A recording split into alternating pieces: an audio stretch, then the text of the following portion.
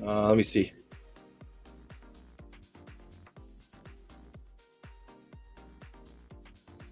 114.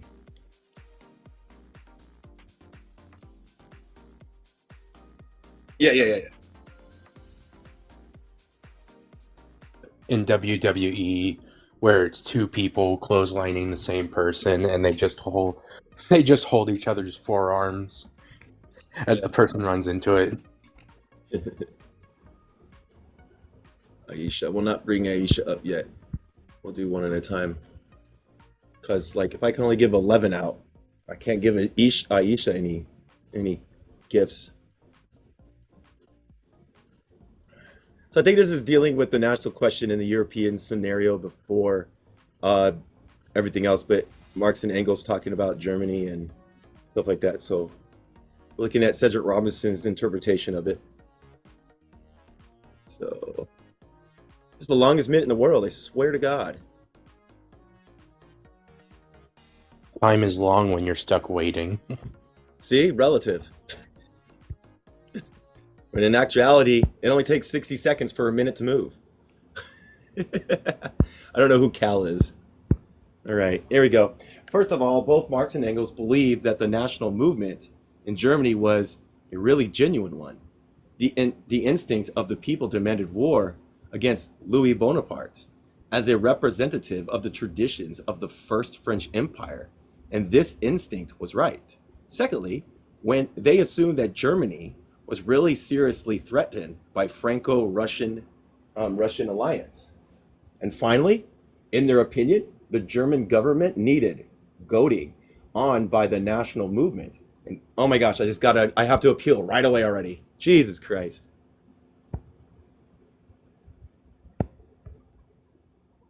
All right. Jesus Christ. And finally, in their opinion, the German governments needed goading on by the national movement. And what they then expected was described by Engels as a passage of a letter to LaSalle. Quote, long live a war in which we are attacked simultaneously by the French and the Russians. For in such a desperate situation where the disasters immediately threaten all parties, from those which are now ruling in Zetz and Blum, would exhaust themselves, and the nation would then finally turn to the most energetic party in order to save itself. But what Mering did not recognize as an important element of both Engels and Marx's position was a fundamental historicism. Do we know what historicism is? The basis that things are based on history. So history as a determinant rather than just something that happens. Okay. Okay. Engels had made clear in Poe and Rhine that the logic of capitalist development supported German nationalism, but not Italian nationalism. All changes in the map of Europe, if they are at last must in general start from the effort to give a large and viable European nation more and more their true national boundaries, which are determined by language and sympathies, while at the same time the ruins of peoples which are still found here and there, and which no longer capable of a national existence, are absorbed by a larger nation, either become a part of them or maintain themselves as ethnographic monuments without political significance. So, like, we have to understand that. Here we go. Let's accept you, definitely you. You got to remember that we're talking about a feudal nation of Russia right now. What's up, Passion? How you doing? What's going on? How you been up to? What you been up to lately? Just working, trying to get like you. Thank you, thank you.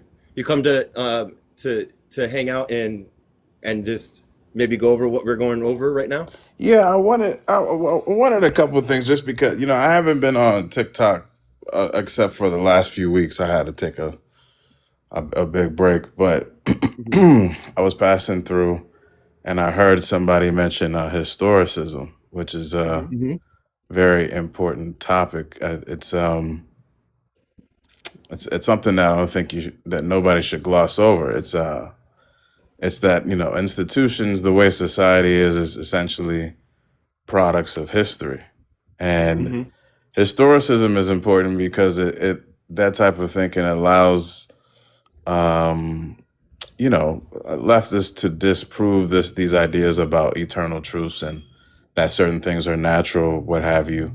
Obviously, Hmm. one of the popular ideas about capitalism is that it's about greed and that human beings are naturally greedy. But historicists would challenge that by saying, well, what are the historical conditions that led to, systems that produced greed, et cetera, et cetera. So I think it was something that I wanted just to ponder on a little bit. Um, Yeah. Go ahead. Would that be the grounds of like a Marxist point of view of historical materialism in a sense too? Yeah, That's important. yeah. Yeah. I think that those things are very much adjacent, and there's a lot of overlap. Um, Okay. yeah, I think some people, there's like this difference between historical materialism, dialectical materialism. I think that a lot of it is pointing at the same thing, and you can't really look at either of those things without looking at history. Um, Mm. but I do have a question. Sure.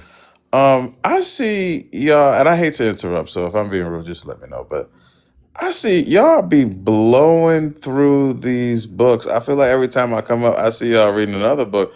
Do y'all ever stop to have like discussions between chapters or We anything like do. that? Huh? We Okay. try to, but some of us have like learning disabilities. So sometimes the whole thing comes afterwards. The reflection after the reading comes in, and then we're able to bring up conversations. Some of us, like me, have learning disabilities, and like I get the residual effect of contemplation afterwards. It's how my brain works. I don't know why, but I tried to stop in the middle of things, and I got Joe with me, and I'm like, so like anything you want to talk about, what we just read and stuff like that, you know what I mean? And stuff like that. So I try, but like I am definitely working with a few things with my own learning stuff, but I'm working on developing it and making it better through practice and stuff like that. So I try. I try. The more participation, the better, honestly, I think. And the more people I get to participate, the easier it is for me to also learn from their perspectives and also be able to hone in on some of the things that I might know too. So participation is quite needed in most cases for me, because when like Joe and like Dooley, they'll bring up stuff and then it will draw my attention to something and create a conversation. So that's how I work, you know.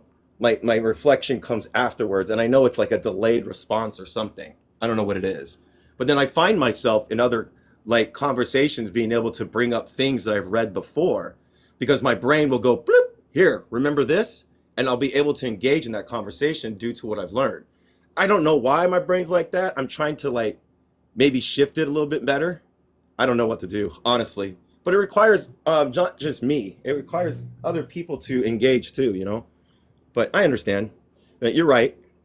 Um, so that's all I have to say. Well, yeah. I mean, that's very helpful. I think everybody learns differently. I think everybody absorbs material differently, at different speeds and at different levels, dimensions. Um, when I was in elementary school, was tracked, and they put me in the lowest Hmm. reading group, because of a variety of very racist factors. And then in middle school, when we were trying to what do you call it, put when they were kind of trying to sorting, I mean, which is also super racist as well. It's like a very Hmm. it's like adjacent to eugenics, honestly. But they force you to take the standardized test, and I scored in the top percentile, and they actually they made me retake the test. Can you imagine that? Because of course I couldn't do that. But what I think the point I'm getting at is that what may be thought of as a disability is sometimes is like a different ability. That's Um, understand. Yeah. and so I understand how things can emerge kind of work itself in in your subconscious and then emerge later Yeah. in the conscious. I do think, because the same thing happens to me. I'll start to remember things randomly from what I read. I do think that active learning, and I'm not saying that everybody's like capable. I'm certainly understanding of people's differently abled folks, but I do think that active learning is a muscle that has to be pushed to grow. Uh, It's you know I I'm think. sorry, Go ahead. but I do have to address this. So the differently abled thing, it it ends up giving into rhetoric that is just rebranding ableism because it's still using the basis of ability as something that is moral. And I am addressing it because I know that a lot of people are trying to like destigmatize disabilities, but to do that we have to destigmatize disability, not just individuals, which means we're going to have to destroy the structure of ability being based on like morality being based on ability rather than based on someone's character and development. Um, I I hear you. I hear you on that. I think that you made a couple leaps, logical leaps, in extrapolating from what I said. But I'm just gonna take that and say that I hear you on that. My um, and I believe that. Did you all read the Pedagogy of the Oppressed Communists? Years ago, I got to revisit it though soon. Okay. But yeah, I've read it before. Okay. Uh, Dialogical learning and dialogical dialogues and stuff like that. It's this like dialectical, another words for like dialectical like engagement in relations with one another and utilizing education dialectically, not only through reading but also through conversations and then through implementation to see the thing in activity.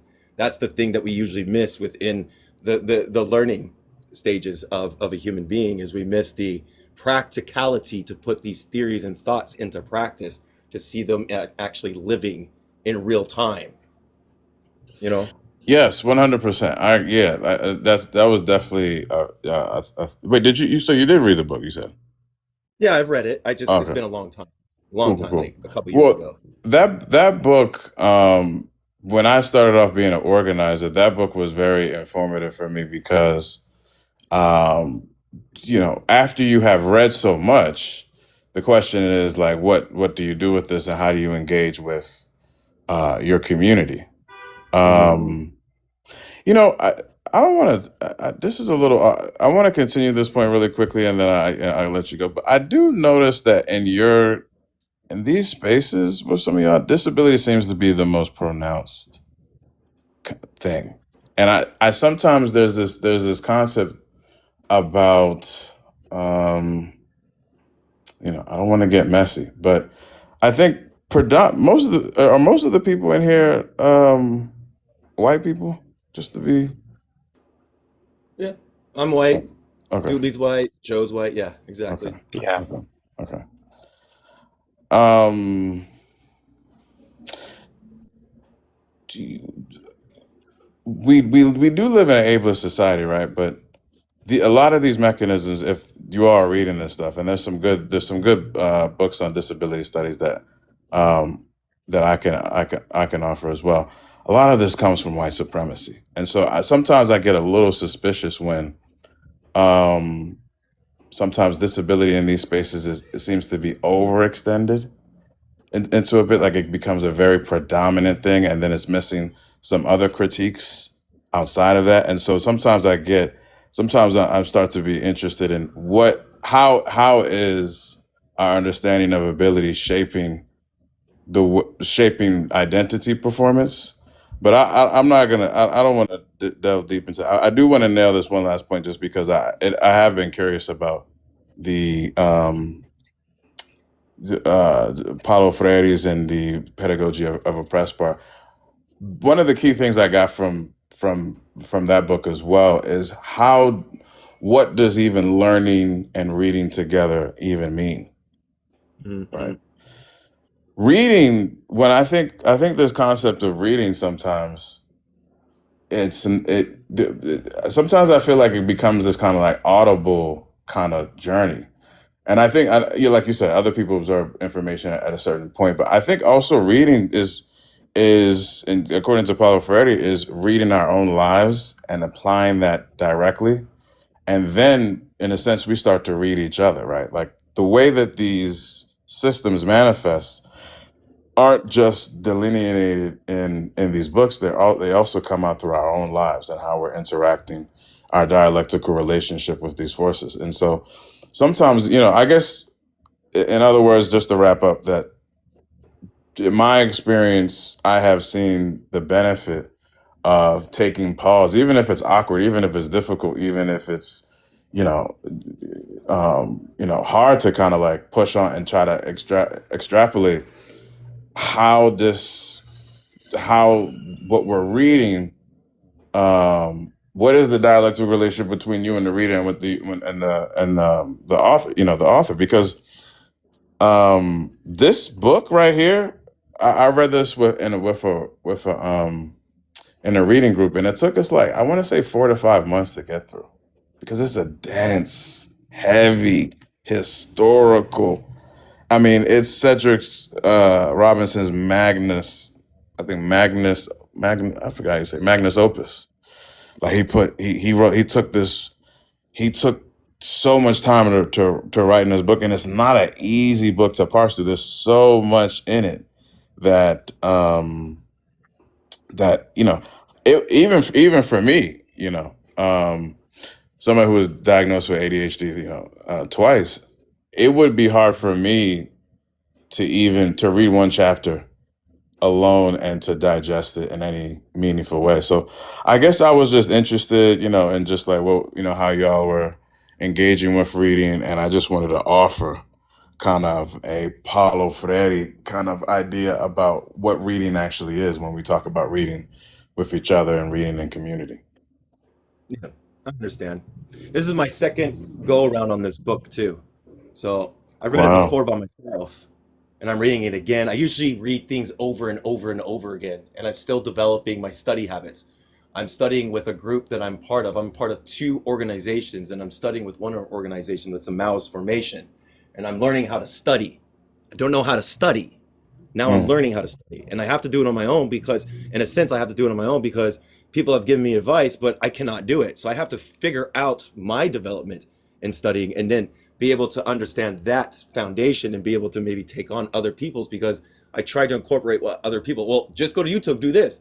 It doesn't work for me. I have to just engage and experience it and figure out, well, I did it this way, this seems to work. I'm doing it this way, this doesn't work. So I have to engage with what works for my brain too, and I'm doing that on the side too, you know?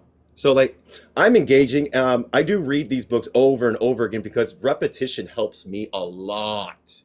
Like I've read 100%. Yeah. like taking on State and Revolution. I've read that at least 10 or 20 times. You know, and I come to the conclusion that that communism is a class of stateless money society.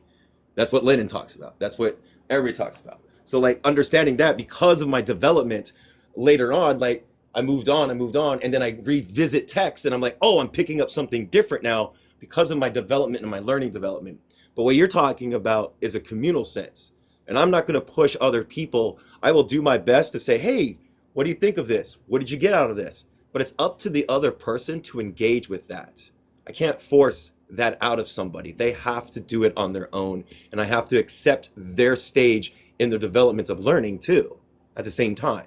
Pushing makes it worse, makes someone not want to come back and actually like engage, you know what I mean? But I do agree with you on some cases. We should be engaging with these things a little bit better, but some of us, it's just hard to know how to engage sometimes, you know, Yeah. because of certain.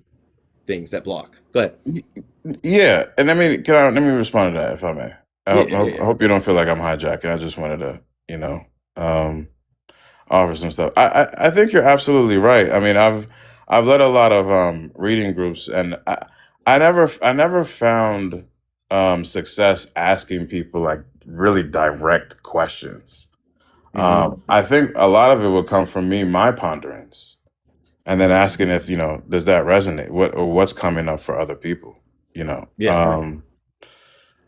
so I think almost part of it is just like trying to and I know that this, like you said, this may not be your ideal skill, and that a lot of it comes through repetition and then osmosis, and it naturally appears in your thinking. Hmm. But I think that starting off that reflection can be super helpful, and I Yeah. think because and I'll say this because this book is very important to me, and I always recommend a lot of people who espouse Marxist politics to read this, because what Cedric Robinson is doing in this book is actually very terrifying for a lot of Marxists, right? Yeah, because I think it's go good ahead, though. I say think it's again. good though. I think it's good Yes. though. Yes, I think it's very good. I mean, the reason why the historical part of this, he's locating he's locating the genesis of capitalism and how you can't extrapolate it from race. You Hmm. can't extrapolate from race. And a lot of these lives I've been in, it feels like a very raceless, like capitalism takes on this very raceless theoretical structure, right? There's sometimes almost no mention of race in multiple long hours of conversations about capitalism. And Cedric Robinson makes a very strong case that, and on what planet can you talk about? Can you talk about shout out France Fanon for the win? That's one of my that's my like top three top. Yeah. Um, but so that's why this book for me has a special place in my heart, even though it's hard. Like I think at one point I was almost crying because I was like, I don't fully understand what he's trying to say at certain points. But and so that's one of the gifts of this book. So I just wanted to name that, and I just don't, it's those kind of reflections that sometimes I kind of hope people get out of those some of these readings and everything like that. But I will see myself out. I just wanted to ask, I and just kind appreciate of your I encourage appreciate your people. critiques and I appreciate your critiques and feedback. My principal contradiction of the United States is the white tea settler colonial nation that Mm, utilizes racial capitalism in order to engage, because you could see the conditions of the disparity within the economic sphere of Black and Indigenous people and people of color. You can see that it creates a condition with inside the economic system, and the material base is always affected and impacted by the superstructure. They're in a dialectical relationship with one another. You know what I mean? You have to mhm. do both at the same time to bring on social relations and to bring on the scepter of communism. You have to tackle both. That's why, as a Maoist, I believe in the cultural revolution through revolutionary times and revolutionary civil war into the actual reconstruction of society, of the emancipation of the masses. You know what I mean? So like, I take on that perspective and that position that this is racialized capitalism because I see the conditions within inside the economic framework. Oh yeah, and by the way, I wasn't even. I don't know if you're assuming that I was referring to your lives or anything No, like that. Oh, no, okay. no, But no. let me just make it clear. I haven't really seen um, lives that I would make the assessment that you don't talk about race, but I've seen so many other lives of other people Mhm. of a certain ilk, deeply capitalist, can tell you what page is State and Revolution, the last form of stage of capitalism. Purely, they can tell you what page this is on and this that, and then but the question then becomes is like, well, then how can you not talk about the part of its genesis? And so that's why Mhm. when I read this, I see this book, I have to stop because it was such a revelation for me. But I was in no way trying to implicate you or anything like that. I think I that didn't feel implicated those have at been all. I solid. promise. I kind I've been like wondering where you've been because usually Mm. you gave me sound advice when it came to organizing with other communities, and now I'm dual carding, and I'm listening to what you said, and they got me in a formation of like the educational department. So I'm going to learn how to research and study more. So I'm Mm, engaging. For some reason, the material conditions is creating the factors where I'm able to learn how to study and engage with material much better and with intent. I do read with intent to try to understand as much as possible as I can. I don't read just to read the words, you mm, know? So like mhm, I do take in a lot of these things because it's important to me. This is important to me. This is an important study to study these things because it's part of the liberation process. How are we going to be able to liberate if we don't have the theory behind it to put into unity with practical use? You know what I mean? We have to mm, know these things. We have to be able to engage with these things to actually deconstruct all the things that capitalism brings idealism to our faces and mm, doesn't let us to engage with the actual material conditions of reality and how things are engaging, creating conditions, you know? So like mm. these readings are so important to me that this is all I read. This is all the stuff I read. I'm not interested in fantasy books, and maybe it's just because I'm autistic and I like to be honed in on certain things. But this is my study. I've been doing this.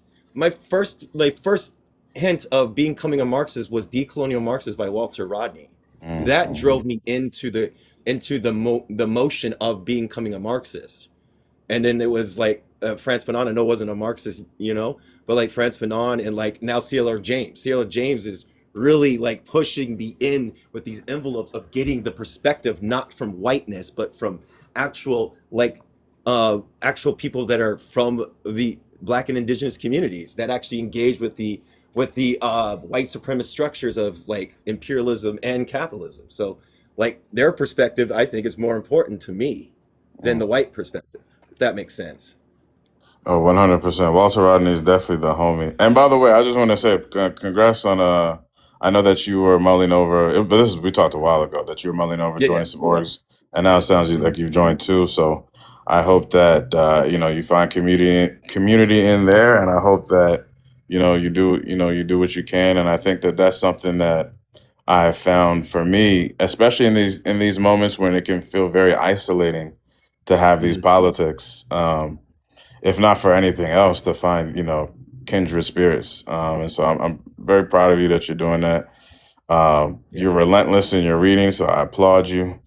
Um, and keep it up. I just wanted to check in and just see what was up and offer perspective. But keep up what you're doing, and then I hope that um, people can learn from you. I hope that you can learn from other people, because that's what I always try to do, man. So. That you start your readings if you wanted to do that again, because I really enjoyed listening to your perspective. It hits differently when a person of the Black community reads from a person from the Black community. You know what I mean? Like Hmm. it just hits different. It's more understandable because you live the conditions and the experiences that I will not know the conditions and experience of those things, if that makes sense. Hmm. So I don't know what you're gonna do now, but like if you do that, let me know, please. You know? Man, listen, TikTok is always trying to shut me down, man. Every time They're doing the same to every, me. they do the same to you. Yeah, I'm restricted right now as we speak. Ah, Yeah. we got to figure it out, because like it just got too annoying, and then like half the live, and people would be trying to figure out and troubleshoot what was going on, and I'm like, listen, I don't know, maybe they just want to take my account because I said too many radical words. It's probably because I'm sure that you've read George Jackson, and when you read George Yes. Jackson, it's just too radical for any type of algorithm to handle, I Yes. think. So I've read that You book like actually, 5 times. Go ahead. yeah, when you actually try to address the problem rather than ride the wave of the problem and just be reactionary, TikTok doesn't like that because it doesn't make more subservient consumers. Yeah. mm, Yeah. Joker, And would you yeah. want to say? also, Oh, sorry. I do want to say I do agree on the take you have on the atomization of certain groups. Like, I feel like liberalism has taught us to separate the groups as if we don't interact with each other or don't share um, certain people. Like, there are people within multiple groups, and they often get ignored because of the atomization, which is really rooted in people being more centering on role reversal than actual like liberation. Very true. I that's one of the things I've encountered in organizations where sometimes people who are in certain positions, they suddenly find themselves in a position of power. Um, and the problem, power is the problem, right? I think, and so there's all these weird dynamics that happen in organizations, and it's something that you have to struggle with as you're in those organizations, because I don't know. I think it was Dostoevsky that said that every day I have to wake up and squeeze the slave out of me drop by drop, right? That's a process that we all have to engage in constantly. We always have to be on the lookout. As a man, I have to be on the lookout, right, for how am I recreating, Misogyny. misogyny, patriarchy. Like that's not something where I'm a recovering patriarch, right? It's not something that I can ever just wash my hands and say. And so these things also reproduce themselves in organizations, right? And so we have to be vigilant, both of ourselves and also of the structures that we create in these organizations. With compassion, obviously, right? Because we can't do the finger wagging thing because people get very defensive. But with Yeah. compassion, we have to remind people of like what is our commitment to each other, what's our commitment to ourselves, and what's our commitment ultimately to Or interfacing with the world. So, yeah. so I think Joker wants to say something, but I appreciate the constructed feedback and stuff like that. I am going to reflect harder and further onto it. I promise you. You know, I no always doubt. reflect on good, principled critiques. I don't get defensive when they're good, principled critiques. Honestly, And Joker. also, Oh, before this person, I'm sorry, just this last one, just because I have terrible memory, I know I'm going to forget. I'm sorry. Please don't forget what you're going to say. I think, is it Joe? Um, it also takes courage to do what you're doing. Like reflecting in the open and reading in the open takes mhm. courage, right? And so I want to name that's also happening, and also to make that change to where you can reflect openly in real time. It's not something that's easy, and hopefully you create a space where you can say how you feel, and even if it needs to be sharpened, it's towards the process of something. But was Yeah. it Joe needed to say something?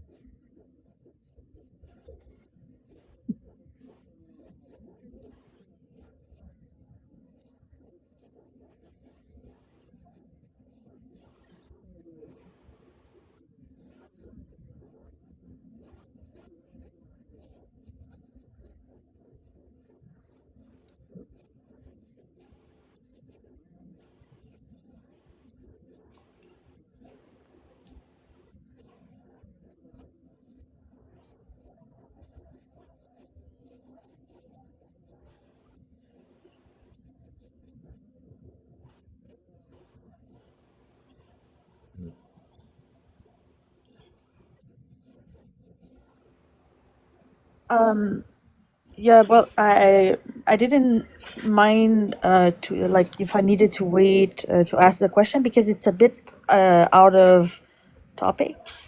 But I have a question to like anyone on the panel or anyone in the comments that could have an answer. So it's like I think for people who knows me, like I struggle to speak. I cannot read. I cannot like audiobooks. Like it's the neurological disability getting worse and worse. But I'm still trying, like as a white person, to use that privilege to help. And right now, I'm trying to. I want to do a live for a fundraising to help a black trans woman in the U.S. And because the thing is, like, I don't want to center myself, but I still want to know, like, is there like an audio book about that topic that anyone can suggest that I can put in the back, like an audio? Because I don't know, and it's like I don't have the neurological energy to search, and because I would like to do that like starting tomorrow, but like if nobody has an answer, it's okay. But I just like have that to my heart. You're Just looking gender for a book. liberation, maybe. Say Sorry. again. I don't know if I understood fully. A audiobook for what? Well, it's because there's a fundraising right now, and there's like nobody really like there's a lot of leftists that like fellow white people that they say they care, but they don't really do anything. So I'm trying to use the privilege to try to do a live and talk about the GoFundMe to try to reach people. What I want to do is put in the back an audiobook like about because it's a black trans woman in the US in like very unsafe situation.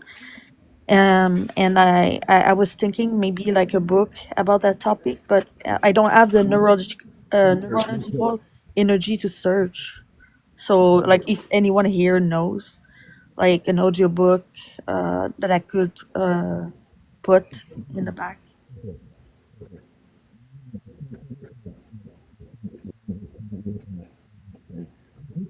Well, I think communist is a bibliography, so I wouldn't be surprised if communist maybe has read a book that would be relevant to that a couple times at this point. I can look. I mean, there's some books that I'm not. I probably need to double check to make sure. Um, but I think that I could probably offer something. I want to say something really quick though, Joker.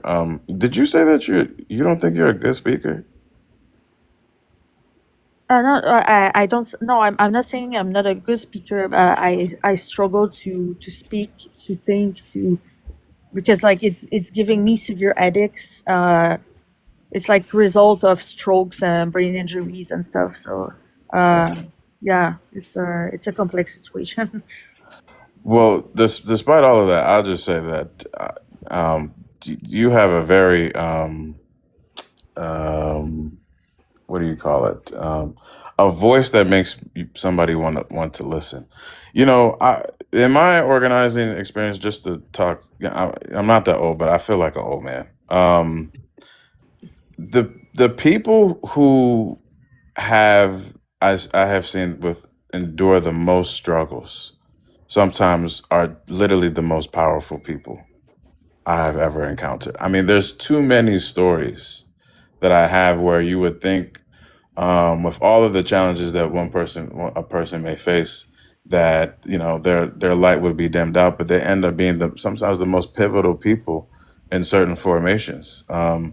And so, yeah, I totally understand that. I respect everything that you said, but sometimes it's the people who are closest, to the oppression that have the brightest light. So I would just kind of encourage you to whatever you can do to kind of recognize the voice that you have in yourself, and obviously all you can do is all you can do, but all you can do is good enough. But I just want to reiterate that, and I'll look for some audiobooks for you. I just want to say that I appreciate these words because I've been thrown a lot of words lately that like very ableist, like people on the left, quote unquote, that are like against the lucid proletariat, saying that they are not revolutionary and things like that. So hearing your words right now really helped me. So thank you. That's no problem. This is coming from.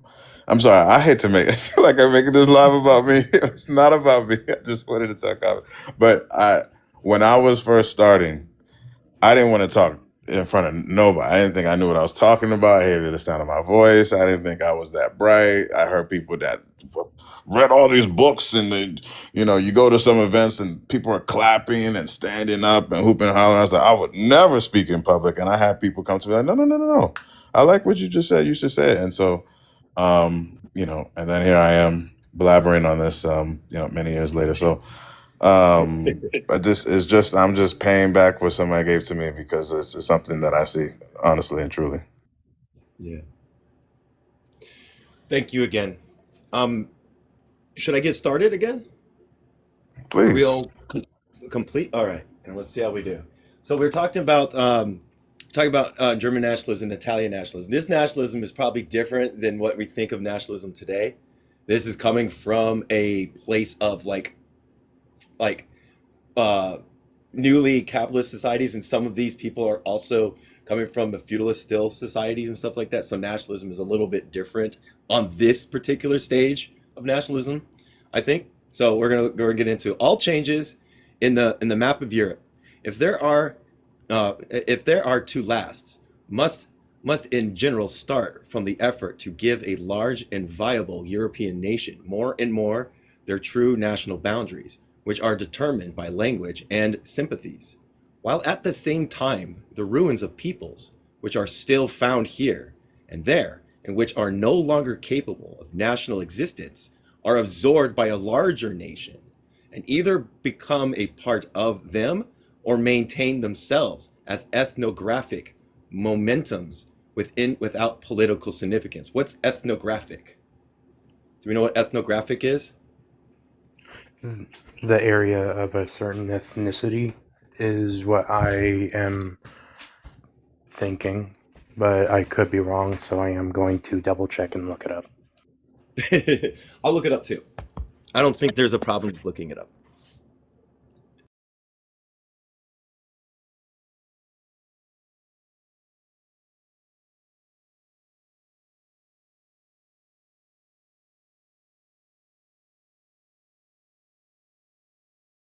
It took forever.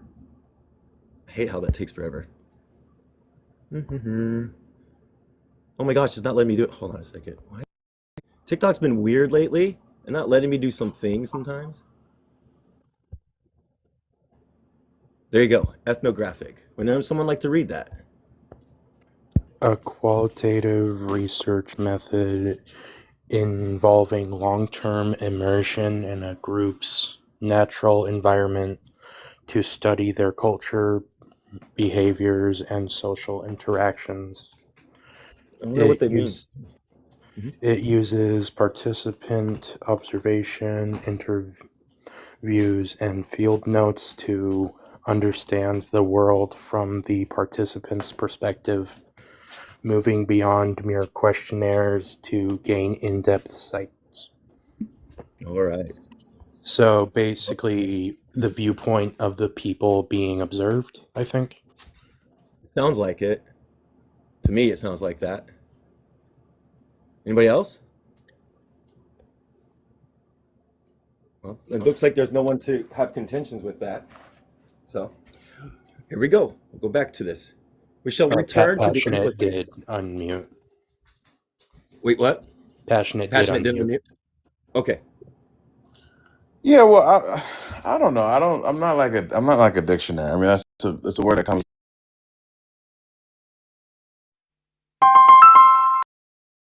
typed in ethnographic, which is a descriptor, and then it gave a definition of ethnography, which is the study of that. I hate AI. I turned off the AI off this. I'd rather just read like the hmm what you call it, the definitions on like static websites. But yeah, I feel like ethnographic as the descriptor is like this mix between ethnicity and culture, and that kind of formation. I think it's just like another word for kind of talking about that type of relationship. But that's just my understanding. Okay. Well, thank you. Appreciate that. Someone in the comments said it's like immersing yourself in the group to observe it closely. Sounds like we're heading on to the right track. All right, let's go back. We shall return to the implication of this theme more than once. So they're going to return to it. Lassalle was I think Marx's nemesis in some cases, with dialectical materialism and stuff like that. So Lassalle, we know already, disagreed with Marx and Engels. He quickly responds to Engels' essay by writing a pamphlet of his own, The Italian War and Prussia Task. I never read that before. In it, he urged the Prussian government to side with France and Italy against Austria on the grounds that, quote, the complete destruction of Austria preliminary was the preliminary condition of German unity. I think the reason why is because Austria was starting to do the Aryan stuff a little bit, and they were going into that. I think that's the reason why they're so adamant about like Austria and stuff like that, because I think they're probably the stages of like fascism coming into realm. I'm not sure. As we've as we would as he would inform Marx by letter. He wrote in this way so as to appeal to a public mentality, which we believe Marx and Engels to be aware of, in order to discredit a policy, Prussia defense of Austria, that he believed inevitable. My dear Marx, I think this is what he says. My dear Marx, you simply cannot conceive the, I can't say that word, the unintelligent of opinion here, which is all the war with France, and which threatens to sweep away in its currents and even those Democrats who are not thoroughly independent. I should regard the popularity of the war as much greater misfortune than the war itself, and there can be no doubt that at the present moment a war would be extremely popular. I have pointed out to the government an extremely national and popular way, which the abstracto it could very well follow, but which in which is concreto. Is that just another word for concrete, but in like a different language? Huh?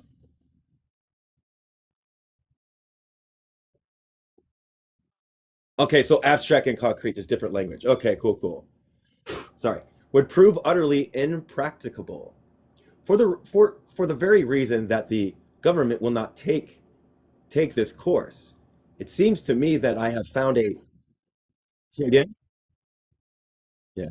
It seems to me that I have found a means to make it fundamentally unpopular. I do not know whether you have read enough of German newspaper to be well informed concerning the popular mood. The press is in full blast for the devouring of all Frenchmen and the voices of any unqualified, oh my gosh, Gallophobia. What is that?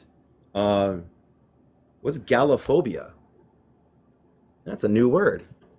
I I'm guessing it's a fear of something, so we just Yeah, have to find out what the Gallo part is.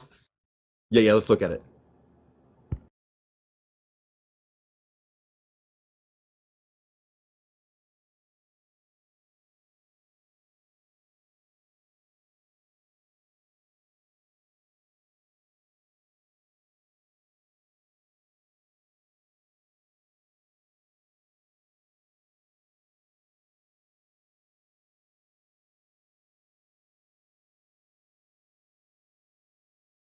Basically, it's a hatred of France and its people. That's what it says. A hatred of France and its people. Napoleon is a mere pretext of the underlying ground is the revolutionary development of France. So this is during the French Revolution of the bourgeoisie revolution. A war supported by a blind uprush of popular feeling would be most prejudicial to our democratic development. Lassalle, whose pamphlet was described by Marx as erroneous blunder and a monstrously false, prompting Marx to observe to Engels that quote, we must now absolutely insist on a party discipline or everything will be in the soup, was decidedly more insightful as to the nature of German nationalism than either Marx and Engels, mirroring largely free of the restraints that bound Lassalle to the solistic, I can't say this word, solistic, I can't say the word. Anybody else?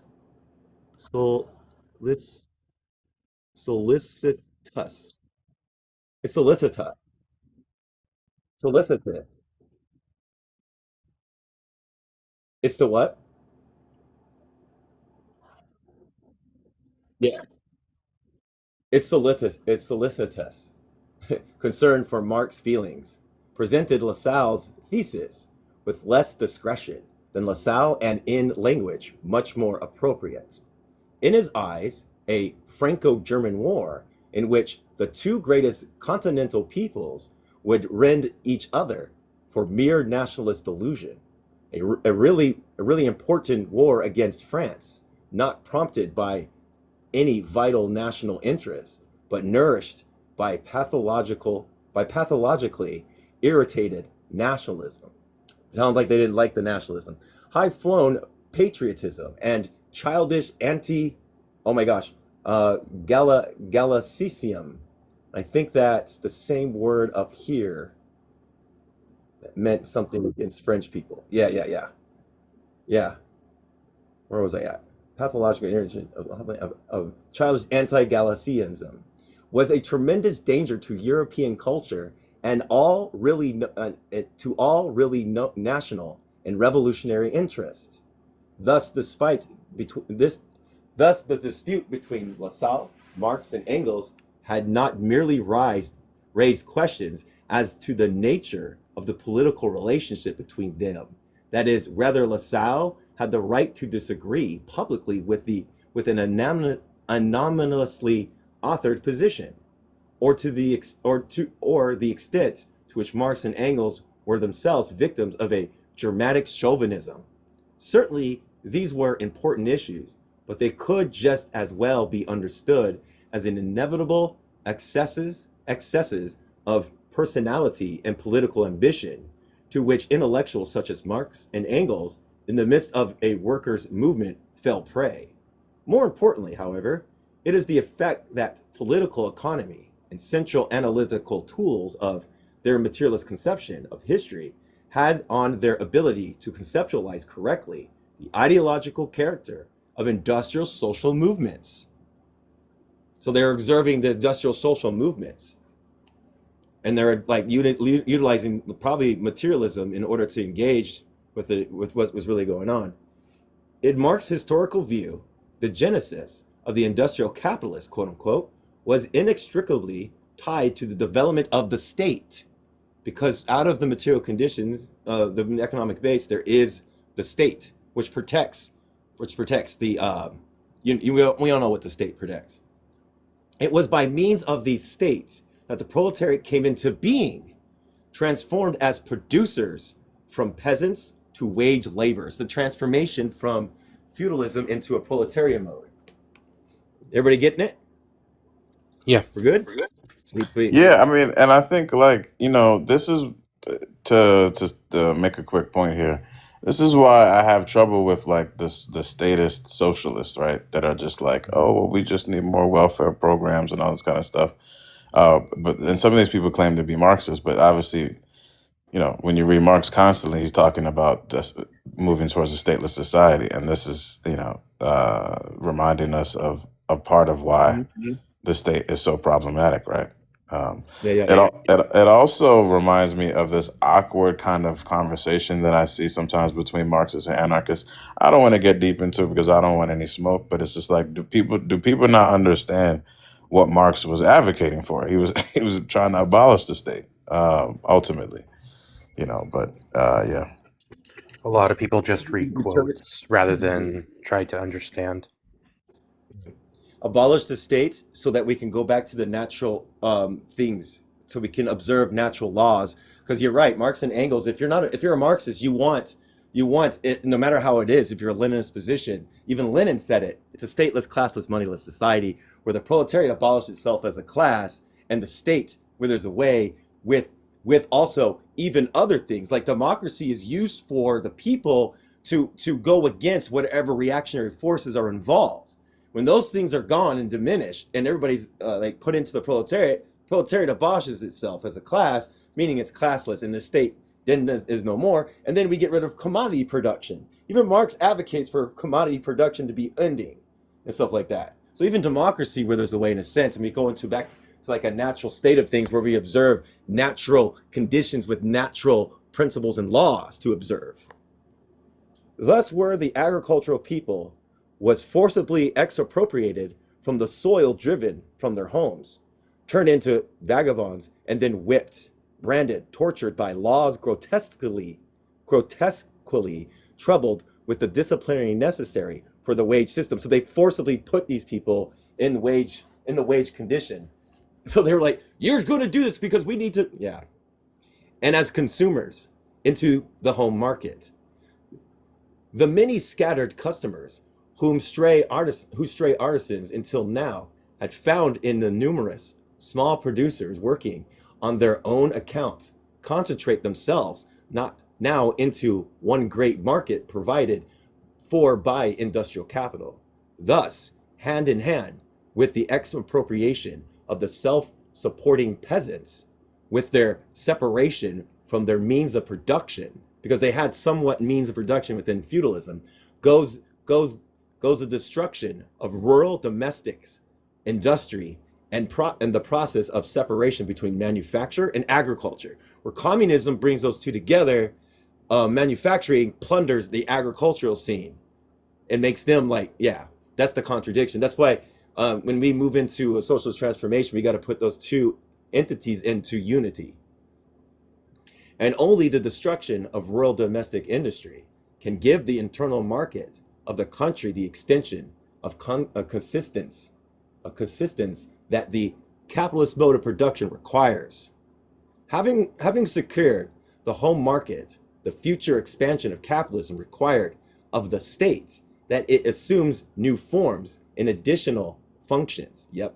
National debts, i.e., the alienation of the state, whether dystopic, constitutional, or republic, marked with despotic. What is despotic?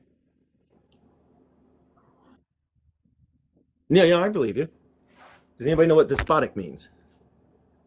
Well, despot is kind of like it's like a ruler, runaway ruler that's like, chaotic and tyrannical. But I think Dudley was gonna speak to something. Oh, I was about to just say a system that is despotic would be a system centering despotism. And yeah, no, it wasn't going to add much. So you added way more than I would have. It's okay. Constitutional or republic, marked with the stamp of capitalistic era. First in Holland, subsequently in England, but with precedents in Genoa, Venice, Spain, and Portugal. The primitive accumulation of capital that was the basis of manufacturing had been accomplished through the agency of a colonial system. Ooh, here we go. Public debts, heavy taxes, protections, commercial wars, etc. All the attributes of state structure. So they're describing what the state is doing. Marx conceived the triumph of bourgeoisie society over feudalism as a victory won by the most extraordinary instrument of class struggle, the state. He was inclined then, as we have already noted in England, to see the notion, the manifest form of the state in the 19th century, as a sine qua non. What's that? Sine qua non. What's that mean? Sine qua non. Never heard of that. Should we go look it up? Sine qua non. Hey, pizza. Passion Pizza is a wonderful, wonderful person. They have great anti-racist stuff. They base it in the material reality. Great pizza. Great peeps. Let me look this up. I'll give a follow.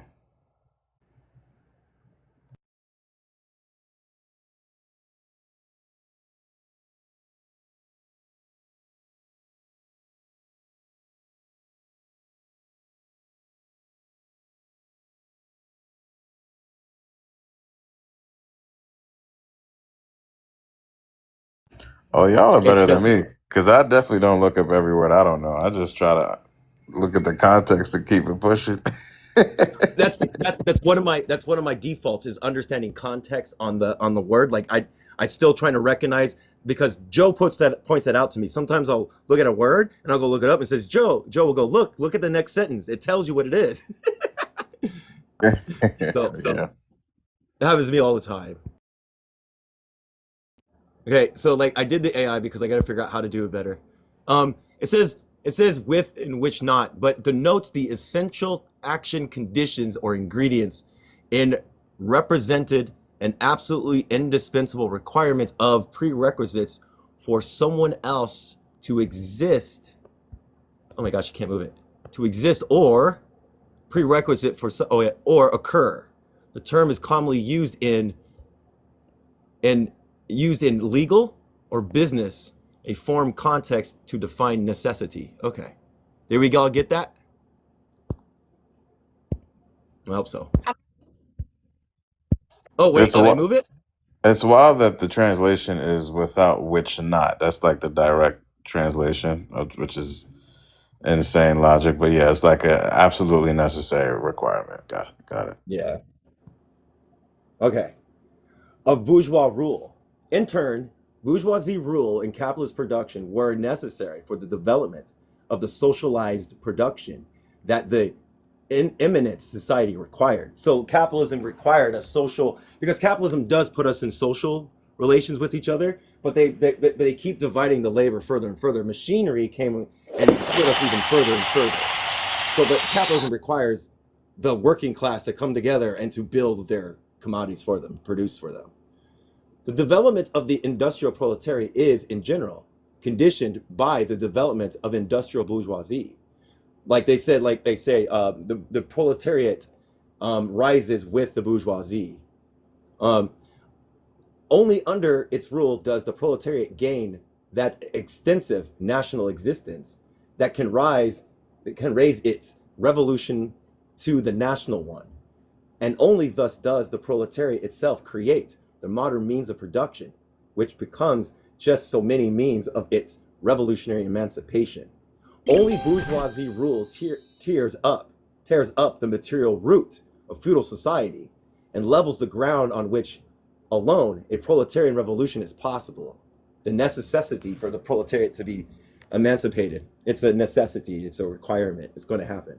Marx had initially presumed, with the enthusiasm of youth, according to, oh my gosh, Lichten, that the bourgeoisie would reproduce itself everywhere. Quote, in one world it creates, a world after its own image, replicating, like you've been saying. However, while Marx clearly envisioned the historical role of the bourgeoisie in world historical terms, he also maintained the contradictory view of its historical development as it occurred in national terms. The expansion of the bourgeoisie meant the extension of a nation state. The bourgeoisie keeps more and more doing away with the scattered state of the population, of the means of production and of property. It has, oh my gosh, oh my gosh, agglom- agglomerated population. What's agglomerated? Okay, kind of like consolidating. No, I think okay, consolidating is not bad. yeah. Because it's like you said, Joe. It's bringing everybody together, and consolidating means bringing something together and centralizing it a little bit. So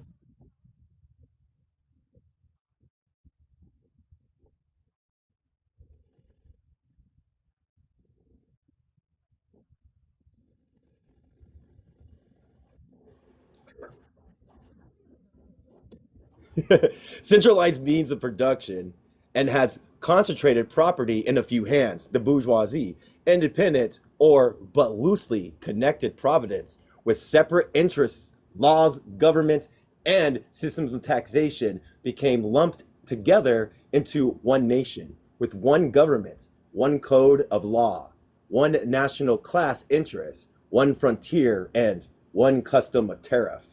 Do you recognize this within?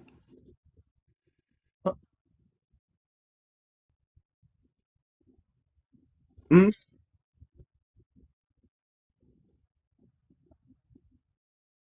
Yeah. Do we see that here in the United States in our condition? Do we see what? You think the thing that they're describing? Do we see that a little bit within United States conditions? The this is what capitalism does, right? This is the isn't that what we're reading right here? Oh yes, Bourgeoisie. Yeah. the relationship between the bourgeoisie and the state. I mean, Well, yeah, I mean, and one thing that's so you're giving me like flashbacks. This is Cedric Robinson is a serious academic. I mean, he is Mhm. talking about deep Marxist theory, right? That even I'd argue the average Marxist might not be able to kind of articulate it quite in this way. Yeah. But I think this point that he's making in terms of that relationship between the bourgeoisie and the state. I mean, a lot of other Marxists kind of made this point, but it's something that gets lost in kind of modern day discourse, right? Like what's needed for the state to continue. I mean, we see it in so many ways, and I mean, in today's society, I saw like I don't know if it was the CEO of BlackRock advocating for the continued war, and I don't know what I can say and not say, but to continue the war, right? That interplay between bourgeoisie capital and the military and the state, right? Like it's like it's this one big agglomerated, to try to use a word, entity. So I definitely see it here to your point, communist. Yeah. All right. It may be that it may be that at this stage of Marx's development, his universe consisted of Western European might dissolve this contradiction through the vision of an imminent pan-European formation. It may be that his ideas demonstrated an unresolved restraint between his predilection and his idealist trained, and as an idealist trained philosopher theorist, and his processes of inquiry as a social and historical analyst. Further, Marx may have already begun the tendency, much more obvious in his later work, to confuse and confound his theory of historical change by extrapolating from French social history a sense of ultimate character of class struggle in capitalist society in spite of rather primitive development of industrial capitalism in France, the dominance of maritime bourgeoisie, and the presence of capitalist aristocracy, and a working class more peasant and artisan than industrial proletariat, while determining the name of capitalism from the most industrial development in England. So yeah, they're talking about how Marx is like seeing the embryonic stages of these things, of these formations, but later on in his development, he does develop more into. Hence, he does at one point go to Africa to observe the colonial situation, because in Marxism, you have to meet the thing where it's at and observe the thing in its movements and in its life, its movements. So yeah, you have to, as a Marxist, you have to meet the conditions where they're at to have the analysis and investigation. So yeah, last, as a propagandist, we all are propagandists, Marxists and anarchists. We're propagandized. We propaganda the masses so they can come to their own conclusions. Last, as a propagandist, he may simply have been more concerned with the political impact or rhetoric of his audience than with analytical precision. Whichever of these explanation one chooses, none really reconciles the existence in the earlier work of two imposing views of the nature of the character of bourgeoisie society. In time, Marx would relinquish one for the other. Interesting enough, Marx disavowed of the genesis of capitalism in the Western Europe as a general historical philosophic theory. It is best illustrated by the letters written to Russian Marxists, whom from the 1870s on became engaged in controversies concerning the process of industrialization, because it was new, a social development that Russia should assume in order to achieve a social revolution. In November 1877, Marx drafted a letter, never sent, to the editors of the Russian Socialist Journal. I can't say this word. Zapiskia. He meant he meant to object to the use of the Nordic author N.K. I can't say his word. Malahalawaski had made of his work in an attack, in an attack on Marx's sympathizers in Russia. Marx wrote, here's what he said. The chapter of a primitive accumulation does not pretend to do more than trace the path by which in Western Europe the capitalist order of economy emerged from the womb of feudalism, of the feudal order of economy. That is all. But that is too little for my critique, my critic, right? Yeah, critic.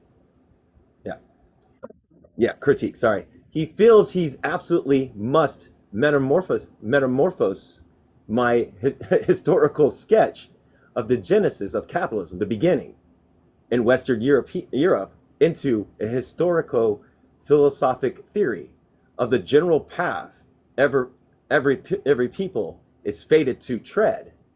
Whenever the historical circumstances in which it finds itself, in order that it may ultimately arrive at the form of economy, which ensures, together with the greatest expansion of the productive power of social labor, the most complete development of man. But I beg his pardon, he is both honoring and shaming me, shaming me too much. Do we get what Marx is saying right there? I'm still trying to. I'm still trying to understand what was even said. You want me to Like, reread it slowly? there was a critique done, and I'm sorry, I cannot add to this or What help digest it. Marx is looking at the beginnings of the capitalist mode of production, and he's looking at its development and its advancements and how it engages um, in the Western European sense. Because we have to look at it. And during this time, I think Russia, where Bolshevik revolution happened, is still under the monarchy. I think still, because we're talking about 19 something when they did their democratic revolution. Hmm? Yeah, yeah, yeah. So we're still looking. Yeah, they're Yeah. under the czar still. Yeah. Okay. All right. Cool. Cool. 4 years later, in a letter written to Varia Zulinch, to the Russian revolutionary, who would later work with Lenin in London, Marx would quote from the French edition of Capital as a response to her inquiries on, quote, the agrarian question in Russia, because they had a highly agrarian force. Quote, the historical necessity of this movement is thus explicitly restricted to the countries of Western Europe. The reason for this restriction is indicated in chapter 10, 20, 30, 32. Yet the historical figure, yeah. Yet the historical figures of the nation, conceived in terms of its historic role in the development of capitalist production, remained an aspect of the acceptance or rejection of nationalist movements by Marx and Engels. Nationalism was acceptable if its success resulted in the construction of a viable industrial nation. In the same vein, it was unacceptable, nonsense, impracticable, fanatical for the nationalist movement to threaten what Engels had termed true productive national boundaries in Po and Rhein. As late as 1888, Engels was still giving his blessings to German nationalism on this basis. So we're going to find out what he meant. So I'll try to read this slowly. One can see from this that the desire for a united fatherland, quote unquote, had a very material foundation. It is no longer the dim impulse of the students of the Waterberg day, when, quote, the strength and courage burned in German souls, end quote. Neither was it any longer the much more down-to-earth call for unity, advanced by the lawyers and other bourgeois ideologists of the Hambach festival. No, it was the demand arising from the immediate commercial needs of practical businessmen and industrialists for the elimination of all the historically outdated rubbish which obstructed the free development of trade and industry, for the removal of all the unnecessary iterations or irritations. Sorry, irritations. Is that it? No, it's irritations, which all his competitors had overcome, in which the German businessman had to put an end to at home if he wished to play a part in the world market. Any thoughts? I mean, it's continuing to spell out this relationship, but also, I mean, this relationship between the bourgeoisie. I mean, it's fascinating that the time you were seeing continuously how the time was affecting Karl Marx's analysis, right? You have the overthrow of the French monarchy, and what takes its place? This kind of bourgeoisie rule, right? It wasn't a rule. It wasn't the proletariat didn't take over, right? So you have this. No. They were used. They were used. They were used, right? Mhm. Yeah. Okay, yeah, yeah. Look at that. They're totally, yeah, they were totally used. And so, but no, we're seeing like this interplay, how Marx is coming to these conclusions with with a materialist understanding, right? Historicist, one could say, understanding. Because when you see like these different governing structures take formation, right? Despite the unrest, despite all this kind of stuff, I mean, these are very reasonable and yet brilliant critiques, right? I mean, it's on the platter to see. This is the interplay between the state bourgeoisie rule and the thing that you just read. How does a businessman compete on the world stage, right? This is done via the state, right? And the state eliminates all the barriers to this economic, development for these businessmen. So yeah. It's also important that every Marxist, if they're dialectical theoreticians or anything, if they engage with dialectical materialism, that the conditions continuously change and develop and transform each other. Always. That's why you have to keep up to date on our observation and our inquiries.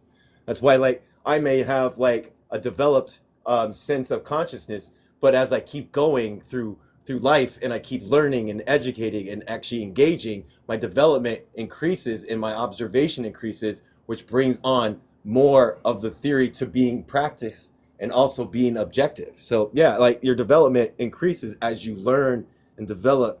I'm sometimes yeah. Yeah, it honestly, I forgot which person wrote it, but it was a Maoist that wrote it, and he was talking about the importance of living theory rather than following dead theory, which makes the difference is one is actually interacting with the world around you, and the other is based in things that uh, have already been tested and either proven uh, have been proven wrong. Not either have been proven wrong. Yeah. Yeah, Dudley, that's such a beautiful point because one of the things that I have said in the last, I don't know, maybe 5 to 10 years as a motive is that I think Marx would be disappointed in most Marxists today because I think that they kind of espouse a dead theory. It's so deep into European kind of the Industrial Revolution and those materialist conditions of that day. But we live in a very different time. The principles still remain the same, but the shape of labor, the relationships to capital and the worker are very much evolving, rapidly evolving, even though, right? So I think Marx would probably, to end what I'm trying to say, because I think you just unmuted that. But to end what I'm saying, I think Marx would, if Marx were here, Marx would say, why aren't you all considering developing more of that living theory and assessing what are the the material conditions of today? How is it shaping the contradictions of today, as opposed to just reading my theory, and taking it as face value? Yeah, because a lot of people that claim to be Marxists, I'm going to be honest, they over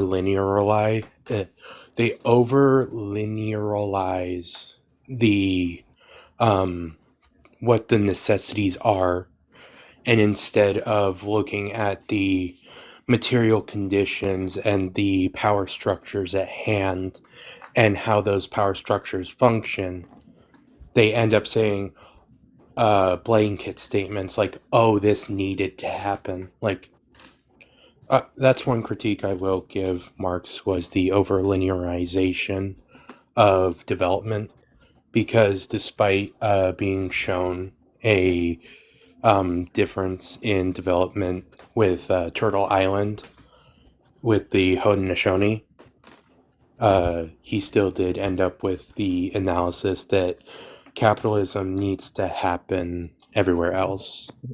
False. That's false.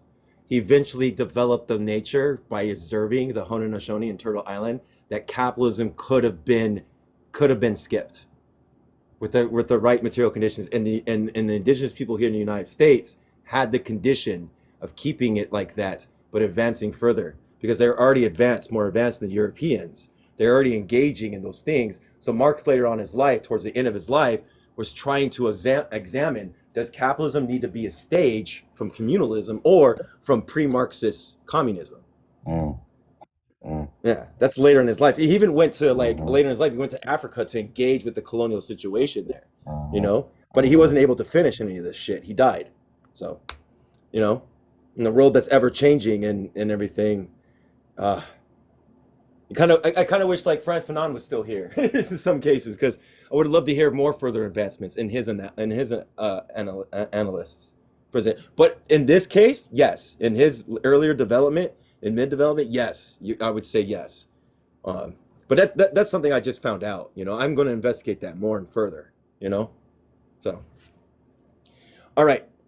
Through Marx and Engels, substantially agree with the historical elements and characteristics of European nation. Exact, I can't remember this. Extant, extant. Jesus, in the mid 19th century, there were some differences between them respecting the nationalism, or what they came to call the national question. The difference was linked, in all probability, with whatever it has behind Engel's contempt for the Slavs. The Slavs were Slovenia people, right? And they were utilized as I think indenture servants. In the Communist Manifesto, the German ideology, Marx has stressed. Now, German ideology was one of his earlier works. He was just coming out of left Hegelianism, so he was still early in his materialist dialectics stage. He was in the middle of changing the. It was just right after where he changed Hegelian dialectics to materialist dialectic materialism. Sorry. In the Communist Manifesto, oh yeah, I already said that. Marx had stressed proletarian internationalism over nationalism, observing, as we have seen, that it was in the nature of the bourgeoisie to have national interests and retain them, but in the nature of capitalism to dissolve national interests, both politically, through the formation of international class, the proletariat. That's why we're internationalists as Marxists. The economically through the creation of the world system. Later on, as noted, particularly in his consideration of Ireland, Marx began to deal with the question of national liberation more deliberately and perhaps realistically. Here, Marx came to insist that national liberation was a precondition of proletarian internationalism and simultaneously the destruction of bourgeoisie economic, political, military, and ideological hegemony. So basically, he said that it's the first stage, like Frantz Fanon says this, that it's the first character of nationalism is nationalism, but the second character needs to be put into an international thing. Yes, imperialism. Um, um, and it needs to drive towards like scientific socialism, um, because it could form into a bourgeois comprador character. He did not, however, extend this analysis to India, Mexico, or Italy.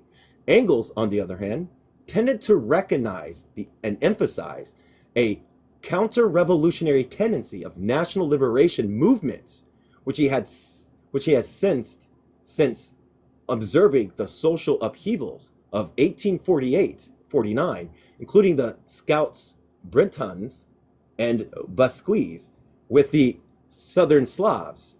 Engels had declared these people non-historical nations, remnants of a nation mercilessly crushed, as Hegel said, by the course of history. The national refuse, as always, the fanatical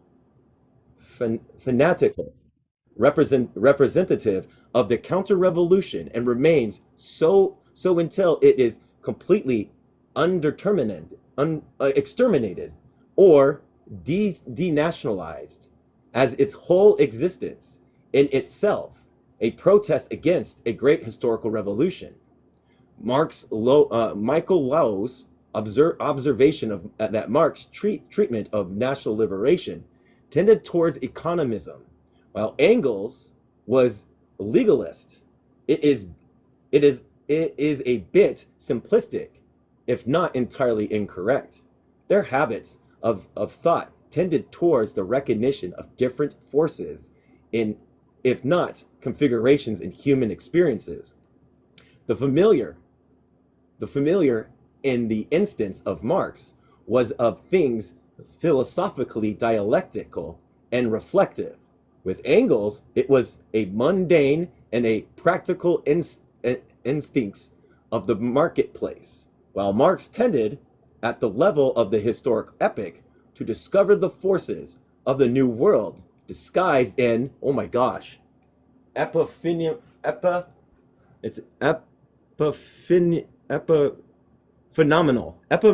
forms. What's epiphenomenal? What is that? Let's go look that up. Hey, Axe. If I remember right, epa means beyond, and phenomenal would be based in phenomenon. So I would think beyond phenomenon.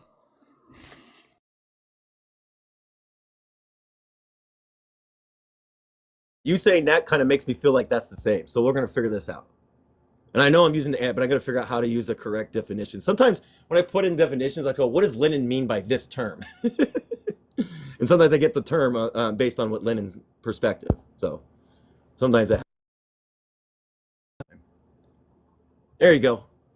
A byproduct of or secondary phenomenon that exists alongside the process but has no causal influence on it.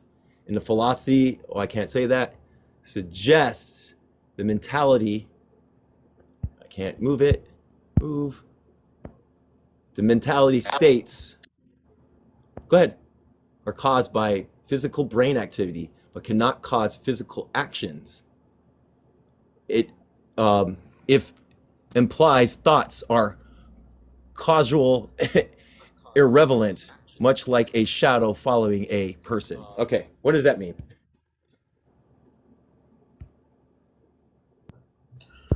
Well, can you read the sentence? Because I mean that's talking about a Yeah, biological process. But read the sentence again if you can. In this where is it at? context, I put a link in the comments there. In this context, it might be, or I'm sorry, they might be referring to a type of philosophy. Okay, I gotta find the word again. I just lost it. I hate this when I do this. I Look always up lose it. the word and then There it put is. Stanford after, and then you'll get the plato.stanford.edu link, and it'll show you. Okay. Okay, so put the word and then Stanford define, maybe? Yep. Okay.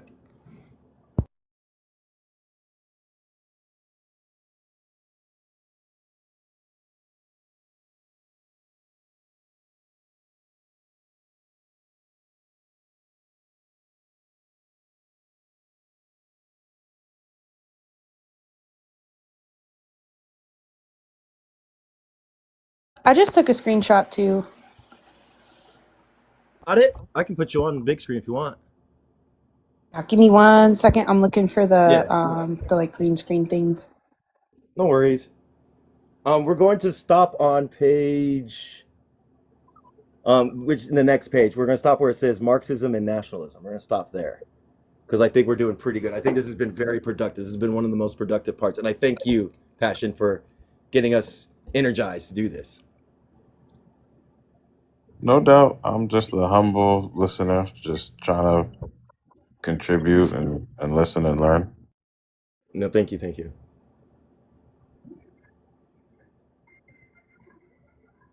I can try. Hold on.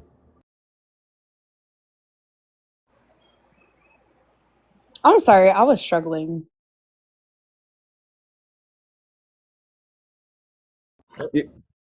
There you go. Anyone who wants to read that? Epiphenomenalism is the view that mental events are caused by physical events in the brain, but have no effects upon any physical events. Behavior caused by muscles that contract upon receiving neural impulses, and neural impulses are generated by input from other neurons from sense organs. On the epiphenomenalist view, mental events play no causal role or casual role. Is that casual or causal? I think it's causal role in this, and I can't read the rest of it because it's too covered. Sensory organs reflect something physical. It sounds like a little bit on the elms of like materialism, how like reflect on the objective reality, and our sense organs pick up on these things for us to engage further. That's what I'm getting. I don't know. I'll reread the sentence real quick because I think that's what someone wanted me to do. So I'm going to read the sentence again. While Marx intended at the level of a historical epic to discover the forces of the new world disguised in epiphenomenal forms, Engels committed to the revolutionary vision determined for him ultimately the uses of history and science. So that makes sense. Does that make sense to everybody? Well, I think one, this is like a PhD level word, but Yeah. so it's not an easy concept, but I think from what I gathered from I think the screenshot that Axe put is that like there are phenomena that happens, but it might not necessarily lead to a physical thing that takes place. Um, in some ways, I think that some Marxists probably think that racism, for instance, is a epiphenomenal with capitalism. In other words, it's just this like byproduct that happens. But I would obviously reject that. I think that those things they go hand in hand. So the talk about how like you can have a thought, but that might not necessarily have a physical manifestation, right? And so I think that's like it's kind of speaking to what are the drivers of events, um and I mean in this type of like I don't know socio-political context as opposed to the I don't know biological medical kind of context that we were kind of reading it from. So yeah. Okay. I Look don't. at it from a medical I'm sorry. standpoint, if y'all would like. Sure. Epiphen- yeah, can't get it out right now. Epiphenomenalism is the theory that the brain reacts more to reacts only to physical stimuli and not to mental stimuli. Does not react to mental stimuli in the same reaction, which is proven false by E.E. Heath. Yeah, that like no, that would be like a disproven form of thought. Then would it not? 100%. One of the base ways that you could so like it can go either way. So like when we look at racism and the impacts of like I mean like it depends on how you interpret it too. Like from what I was reading, it looks like, and friend correct me if I'm wrong because it sounds like you know more about this than I do.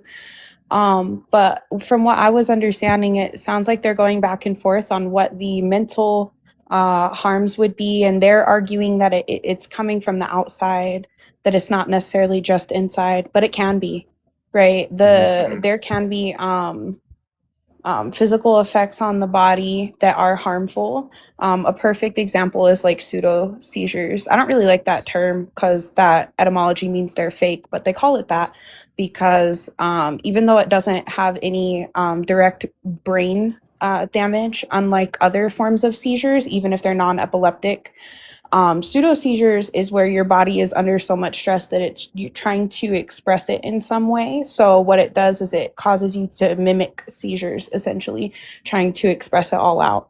Now, what they're saying is that that process can't go in the reverse. Like it's not just going to be mentally there for no reason. There's going to be a physical output that's resulting in that. But that's not necessarily true because we see, and I don't know, honestly, the more I'm thinking about it, I kind of agree because if you look at things like depression and anxiety, it's not just that it's there, it's usually caused by existential suffrage under colonialism. And that's why you hear lots of older people in my circles and like indigenous circles, they'll talk about how they see those things and like post-traumatic stress. They'll see all of that as like colonial suffrage because we didn't really, it's not that we don't have stories of somebody being traumatized before, but it wasn't at this scale and this common to have people just suffering and being alone because of toxic individualism.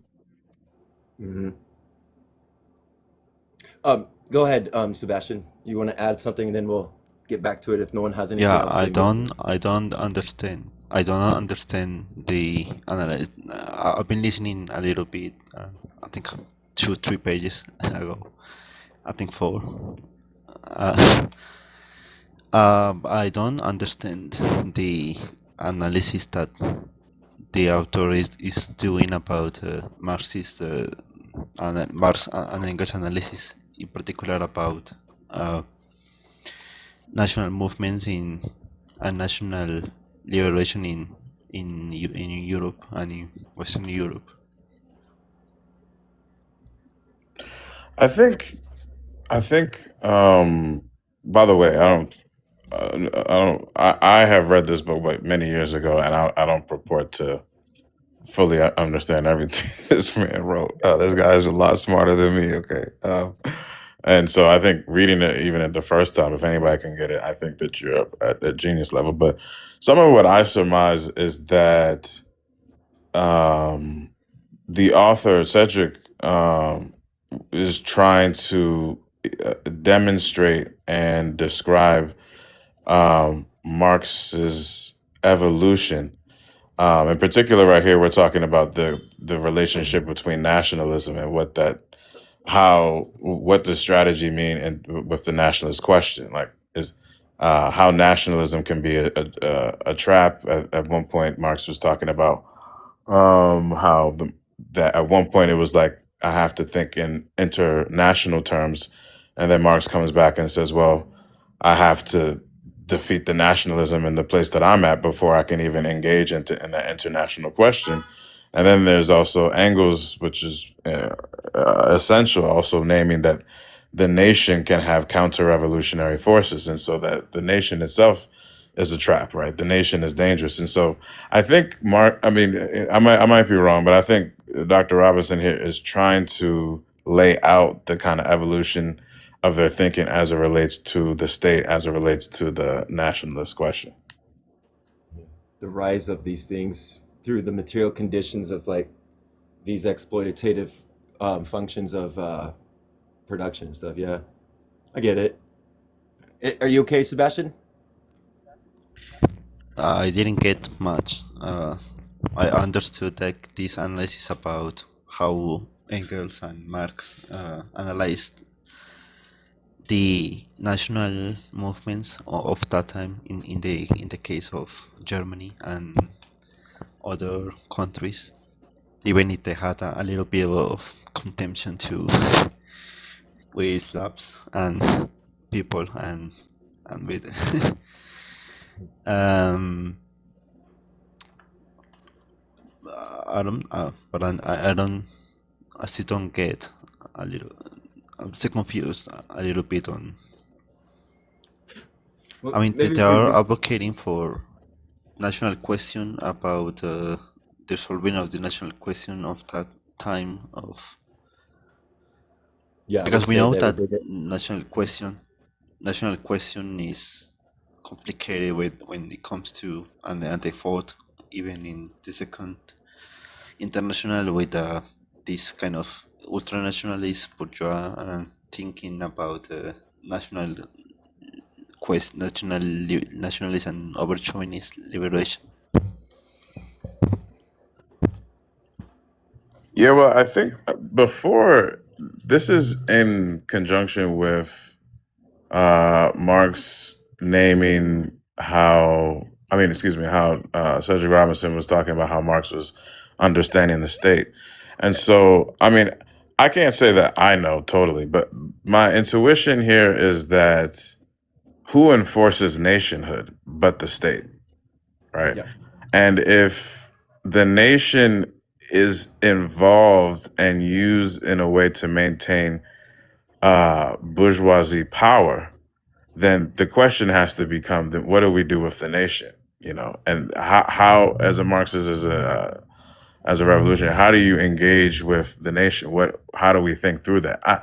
I'm not sure even if Marx had like a fully defined answer to that. We see kind of the evolution of that. So maybe part of why I think it's a little hard to track, even, you know, especially for me, is that his assessment is essentially changing over time as he's trying to work this out. Yeah. And that's what we have to do. We have to work out these conditions and figure out what is universal. Is the mass line universal in our conditions? The only way we figure that out is by engaging with it and seeing if the universality effects is a methodology in time and space.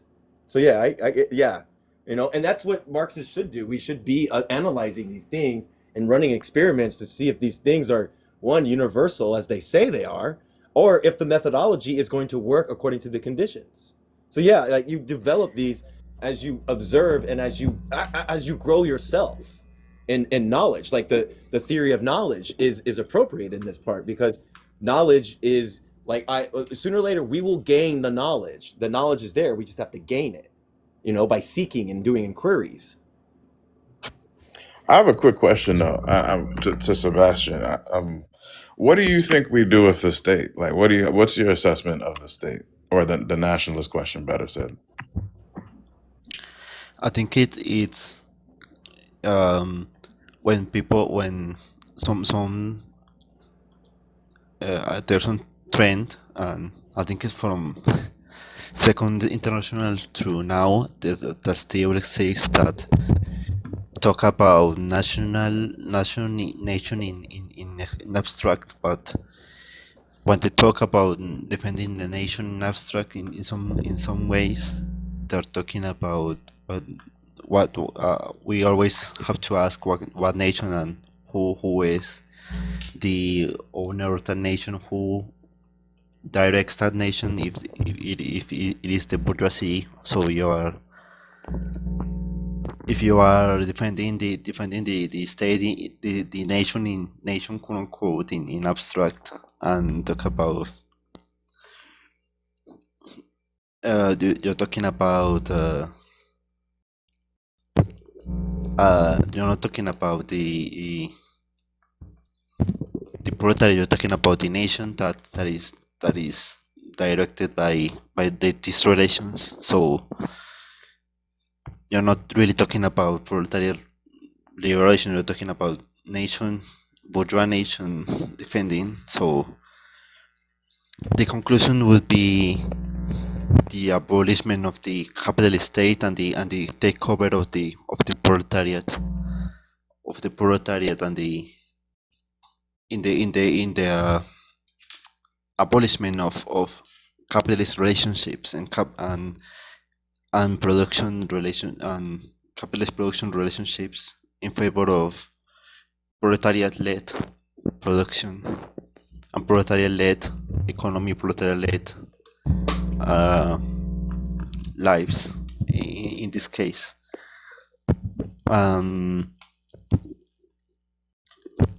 that's kind of a mistake that we always found when talking about nations. Like I would put it in this.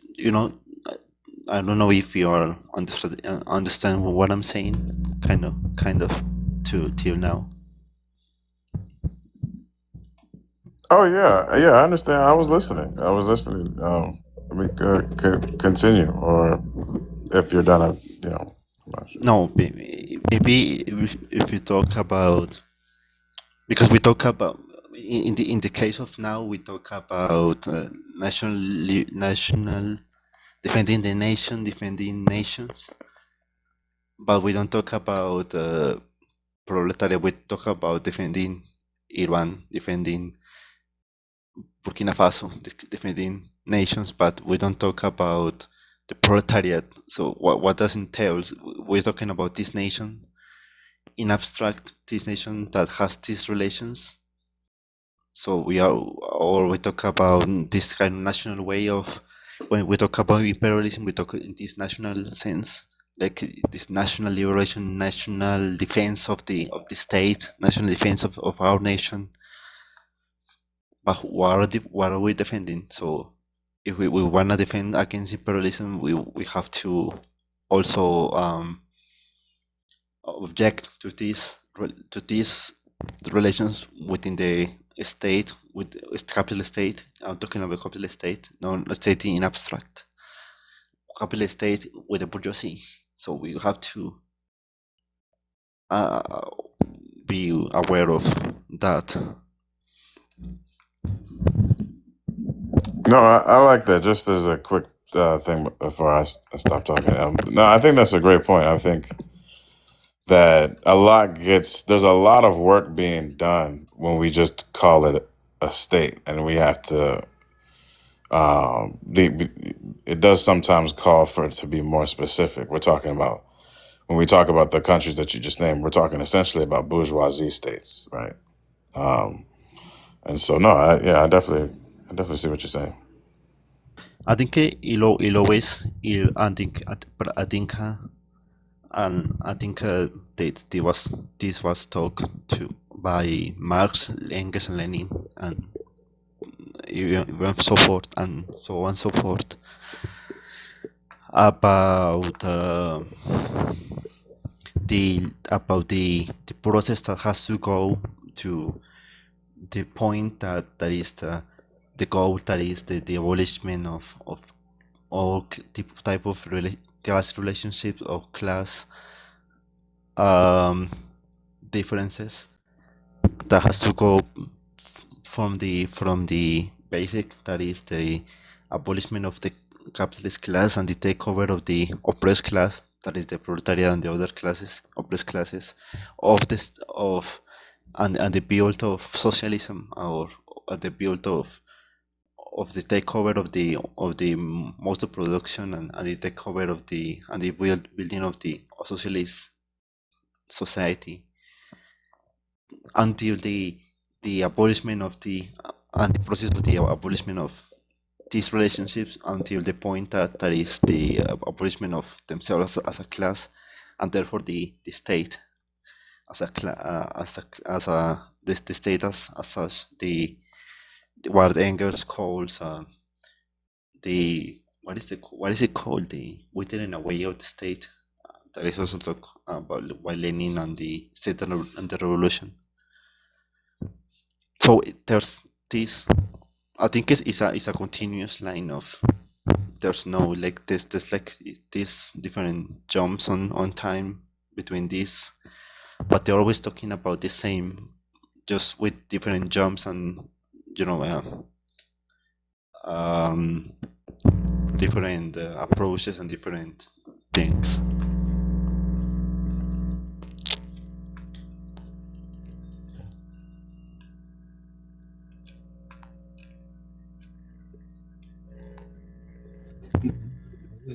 Yes, classism would be eliminated and abolished, because we want to abolish class, because class in itself is an alienation in a sense. Still, it requires a social relations to something too. So I'm just responding to X, not afraid. Yeah, I was I just would. asking that. Oh, I'm so Okay. sorry. Go ahead, Sebastian. No, I'm sorry. I was interrupting. I was interrupting. Sorry. I wanted to make the point that the the the third test. I don't know if you communist heard about this when I said it yesterday, that there's to make a difference between what is the method, the result, and the consequence about of this process of abolishing class relations. The method of the takeover and the takeover and that the result is gonna be the result of this process of abolition is gonna be the abolition of themselves as a class, protected as a class, and therefore the consequence is gonna be the withering away of the state. So I don't put the withering away the state as a goal, but the as the result of the whole process of abolishing class relationships and the including the socialist the OTP and the abolition of forces as capitalism and capitalist relations, and then the abolition of and later on the abolition of the themselves as a class. I think I still playing it a little bit like a little bit weird, but Nah, I understand perfectly what you're saying. Sorry, I don't mean to interrupt. I just wanted to reaffirm for you. yeah, yes. I was just gonna say, because like before colonization, every nation is different, right? Even just within the territory known as the United States, we don't do things the same. And for mine, for Crow Nation, we did actually have rich people, and because we're a matriarch, so like the thing is even though some people were more well off than others, because honestly, that's just going to happen. You know, sometimes ancestors or creator just bless somebody with a little extra 1 year. Maybe they've got a really skilled hunter in their family, you know, or they've got lots to be able to trade a really rare gift, right? But these women, so they would wear dresses with lots of elk teeth on them. And if you saw those women and you needed something, you would go to the head matriarch of that family, and they had the responsibility of giving that to you. And a responsibility wasn't seen as a burden, it was seen as a gift to be able to give back and have an opportunity to give back to community. So, you know, and if you didn't, because I'm not going to say there weren't people who were shit asses, let's just be real, we all got them. Like, let's say, for example, you had extra moccasins and somebody needed some and you said no, the whole people would look at you weird. The Alienation. whole people, yeah. You know, and I would assume that even with the people, because we're talking about equity, right? Like passion is going to be better at other things that I'm not good at. It just is what it is. No one is equal. Everybody is should have equitable access to things to develop themselves as a human being through the resources that are taken from us. And when I see indigenous, and when I hear you guys talk about indigenous, I don't see the alienation of the state. I don't see a hoarding. I don't see class relations in that sense of the character of like feudalism or capitalism. And when I'm understanding when I listen to you and Two Spirit about these things, so it's completely a different character, for sure. And that's where Marx was going with in his later years to figure out like maybe we don't need to do the stage of capitalism. Maybe the indigenous people probably had it. They had it to where they could skip completely feudalistic and capitalist relations. You know what I mean? Go ahead, Dooley. One more time and one more person, and then I'm gonna get to the end of where I'm supposed to go real quick. Yeah, I was just gonna say, the thing is that no one is equal and no one is lesser. And the only reason that a lot of people find that to be contradictory is because we base people's worth off of ability, and we make up stories about whether or not these people can do certain things, and we don't actually listen to people.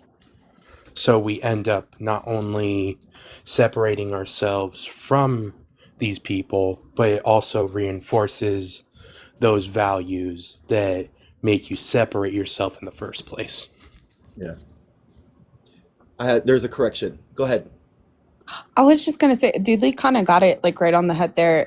That's kind of how we look at it. Like, it's not necessarily equity in the way that English describes. Like, yes, everybody gets their basics met, that and more. But like, you know how you hear in English people say things like everybody's special in their own way, and then some people, you know, they go, oh, well, that just means nobody's special. So like, we have all kinds of ways to tell you how you're important, why you're here, what your role is to the people, what it can look like, and also encourage you to figure that out on your own as a person too.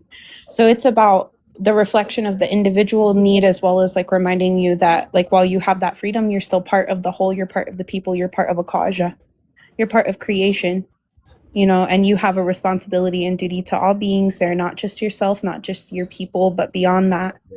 And I think that because our laws were like, I think about this all the time, and I've talked about that with my sister, but like, you know, we didn't need to have laws that wrote out that, you know, not to unalive another person and things like that, because we had laws like the first law, which is the law of love. And, you know, the way that that was taught to me and my family was that you love yourself first, and then loving all other beings in Aquaja becomes easier. All other beings in creation, trees, spirit, you know, the great mystery, ancestors, all relatives who are here, even rocks, Rock Nation, they have spirits. But like, sometimes that gets lost in those like mistranslations and like simplifications of like, oh, everybody's special. But like, because everyone has their medicines, it's kind of like how when I talked to you guys about disabled people before colonization, I was like, we don't really have a word for disabled people in Crow because we just are, is how it was seen, you know? And like, we just had different medicines and different teachings that we could give to the people, even if it was reminders of what to be grateful for because of lack of ability, or, you know, like reminders that sometimes you don't need that. Like what my grandpa Garland Not Afraid said about a nonverbal autistic relative who he was like, they're a reminder, you know, to be grateful for your voice, that what creator can give, creator can also take away, and also that sometimes there are no words, only feelings. And so I've learned how to have whole conversations with people because of relatives like that, even when I'm not able to speak myself, being on the spectrum, or to be able to be there for people who aren't able to be verbal for one reason or another. But yeah, anyway, sorry, I'll leave it there. Thank you for the thank you. I think from the thing yesterday that they're talking here, they as various people, Dudley and Joker, are talking here, down here, and maybe people think as labor as things as this abstract thing, this abstract blue color, blue overall thing. But that's for creation. That's not a proper analysis. Also, if we think about it, if we think about class relations, we not only think about the ones who are formally in a formal job.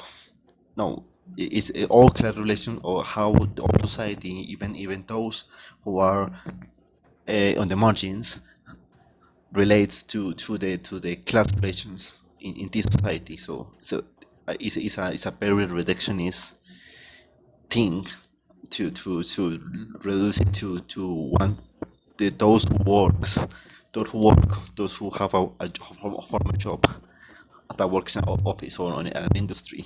Like, that's not a dialectic analysis of, or a correct analysis of class relations, because you're letting outside all of the other class relationships that happens in capitalism. Can I ask a quick question? I know that you said one more person before you go, and like Sure. 4 people said stuff. But Dudley, were you talking? You said something about cash. class relations and ability. I'm not sure if I fully understood that point. So within our current system, more ability has been moralized through like things like slavery and that. So the word lazy, its root word, lashish, or lazish, I can't remember how to like say it correctly, but its definition is just meaning to be weak or feeble. But through the uses of it, it became this abstract thing where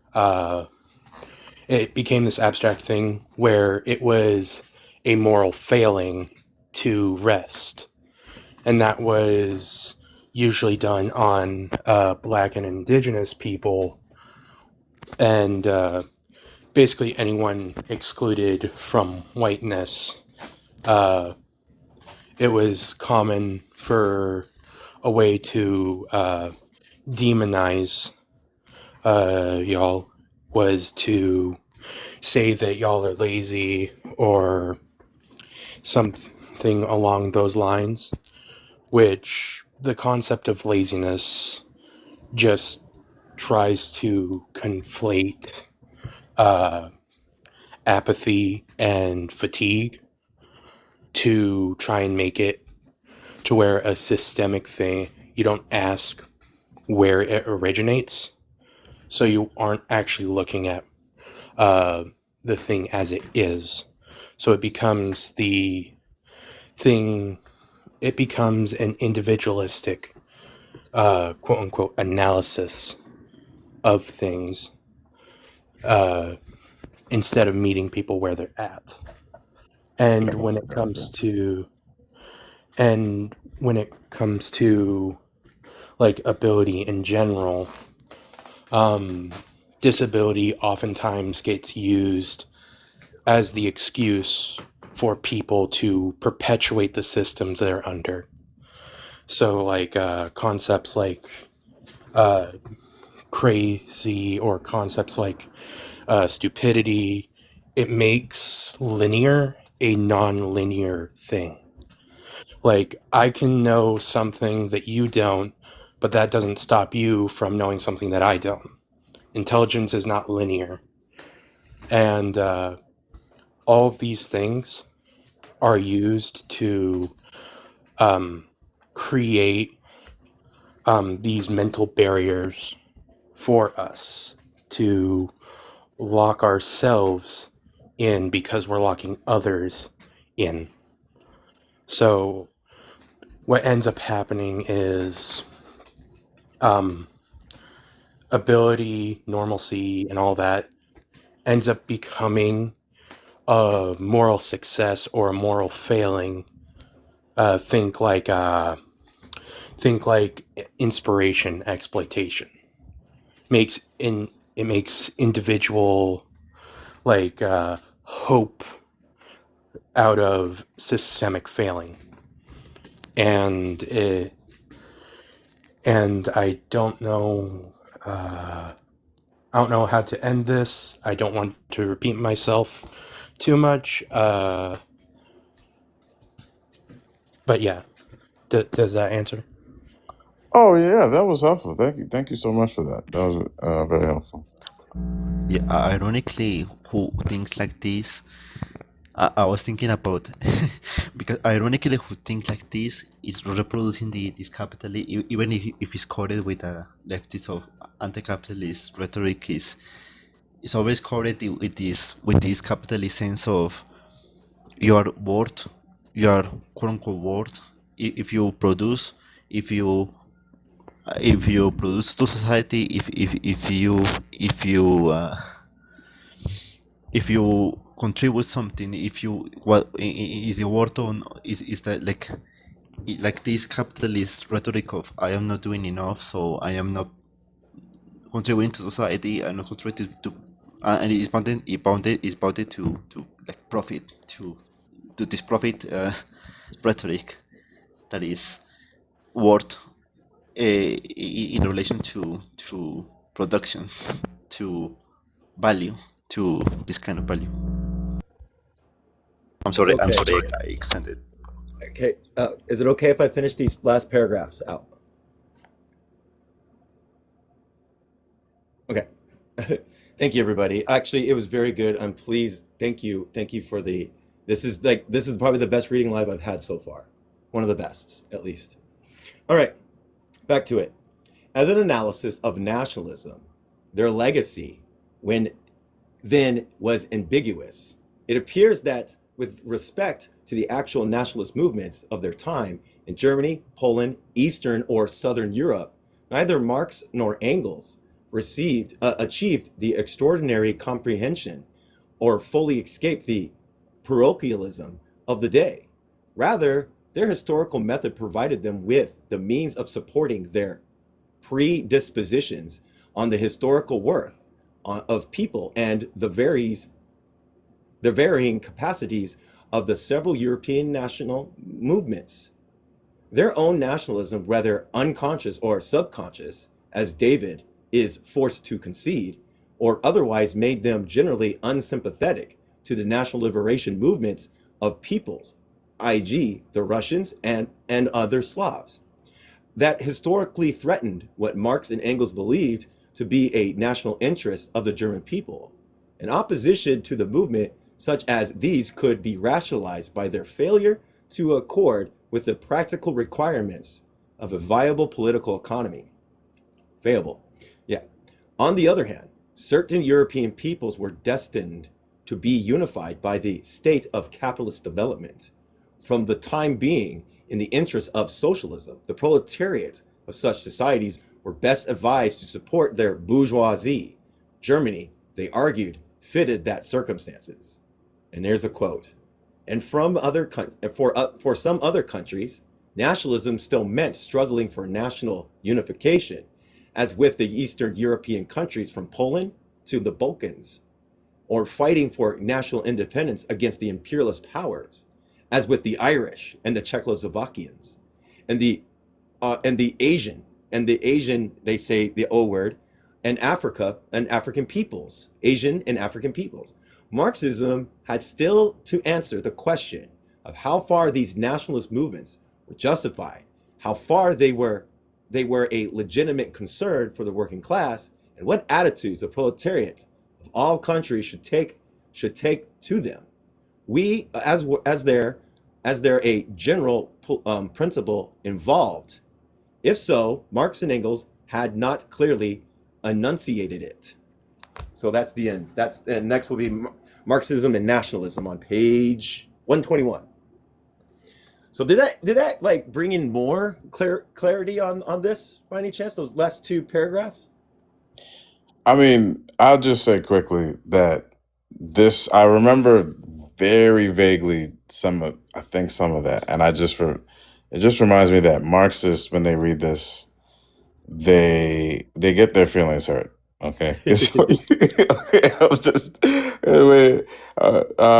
Cedric Robinson, I think, humanizes actually Marx and Engels and folks, and says like, hey, listen, they were human beings who stumbled on a very important theory, but some of it's not totally complete, or some of it wasn't totally finished, and I think it's a hard pill for some Marxists to swallow. Yeah, but like It I think absolutely is. that one book I think you were talking about, Doodley, was J. Malford Paul on continuity and rupture in the Maoist terrain, talking about J. if Malford Paul, yes. anything, if anything, we're scientific socialists. We observe the material conditions first and foremost. Those will arise the questions and answer those questions for conclusions of utilizing and implementing things in reality and seeing it in motion and engagement with material conditions. So if anything, even Leninism advanced. Maoism should advance too, in a Marxist context, that is. Marxism is a science, and if science is ever moving and perpetuating and finding more truths and more answers to complicated things that are answered, then that means, as Marxists, we need to observe this scientifically, and we need to understand that ruptures come out of material conditions, hence Leninist position on the observing of imperialism. Kwame Nkrumah on analyzing neocolonialism. Frantz Fanon understanding the conditions of colonization and the national character of those things. You know, so like these things have been advanced, and it doesn't take away from the methodology of engagement of Marxism. It should add to that. It should make it even more refined and better, in my opinion. Anybody else? Yeah. And also, like, I think it's important for Marxists, those who are actually Marxists, like, if you consider yourself an actual Marxist, take critique, quit getting offended by the tool. Like, these are tools, not religion. Like, I'm getting so sick and tired of people treating the works of Marx and Engels and Lenin as Bibles. Like, they say the same things that Christians do when it's being called out something problematic about something that that's being pointed out about, like, either the Bible or their organization as a whole. And like these ideologies are not religions. They are only tools. And we need to quit, like, and by we I mean, like, in general, not anyone specifically in this room, but we need to quit pretending like these ideologies are anything but tools, because you are the one that exists in your existence. Treating these ideologies as if they're like religions erases who you are, so you are not going to make any analysis of your own. You are just only going to parrot what has been stated before you. These things are not in fixed positions. They move, they're flowing, they're ebb and flowing. Always. The conditions do not stay in one fixed condition. Do not stay fixated in something. Even when they're slowed down because of capitalist development is uneven, of course, and stagnant in some cases, there's still movement and perpetuation. You know? These situations, these stances of Marxism is not in a fixed position at all. You know? And yeah, like even Lenin and all of them would probably look at these Marxists and be like, be Marxist, actually engage with the material conditions and the science. You know what I mean? Because even Lenin has said that they make mistakes and they hope that people can learn from his and learn from his successes and do better. That's the whole point. It's not one way of doing things, you know? So, anybody else have anything to say before I close it out? Much love. Take care. There we go. Oh, go ahead. Go ahead. I was just going to say a small piece because you said something really interesting to me, Communist. You were talking about how science is still advancing and, catching up. And I think that that's interesting when you cross over how, my sister said once that as Indigenous people, our spiritual ways, our ancestral knowledge is very scientific based, because a lot of our teachings come from seeing our relatives here, other beings that aren't human on these lands, as teachers. So we have a lot of respect for them, and a lot of it is observing our environment, which is why we knew how to care for our ancient biome so well, and why you see that with other Indigenous relatives like Irish travelers in Ireland who are different than the Celtic Irish. And like other relatives have this elsewhere too. But they're one of the oldest. They have one of the oldest ancient biomes in the entire world that they still protect over there. But like they're still catching up to things that we've known for a very, very long time. And I've kind of been questioning, right? Because they don't see us as accurate storytellers a lot, or sources of valid knowledge. And I think part of it is because they don't see the animals or like other relatives the same way that we do. So they believe that it has to be through their own perspective, they have to double check everything that we've said. It was a few years ago, they figured out that when you burn white sage, that they call it antimicrobial effects on the air, which is a very fancy way to say that it is purifying, right? Cleansing. I wonder who knew that.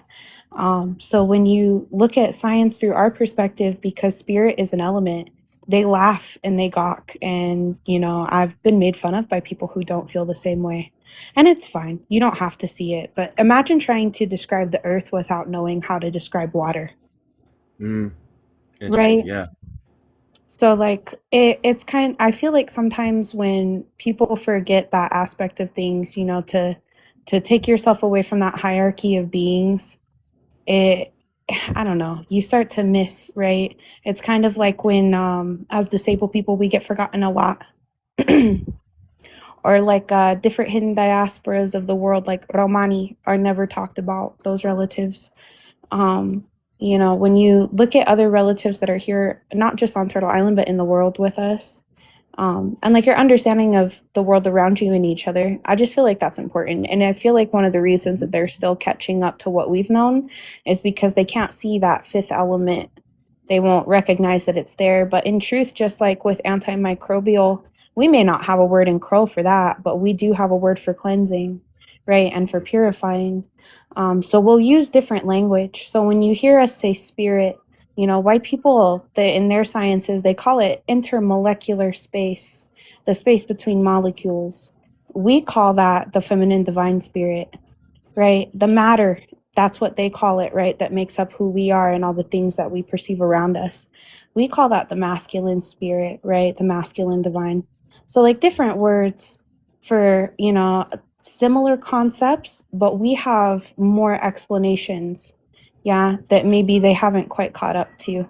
So it just makes me curious. When you say that, I almost want to, I think I'll bring that up the next time I go up, because I don't know, I think a lot of people misunderstand, and they write it off as just mumbo jumbo, I think.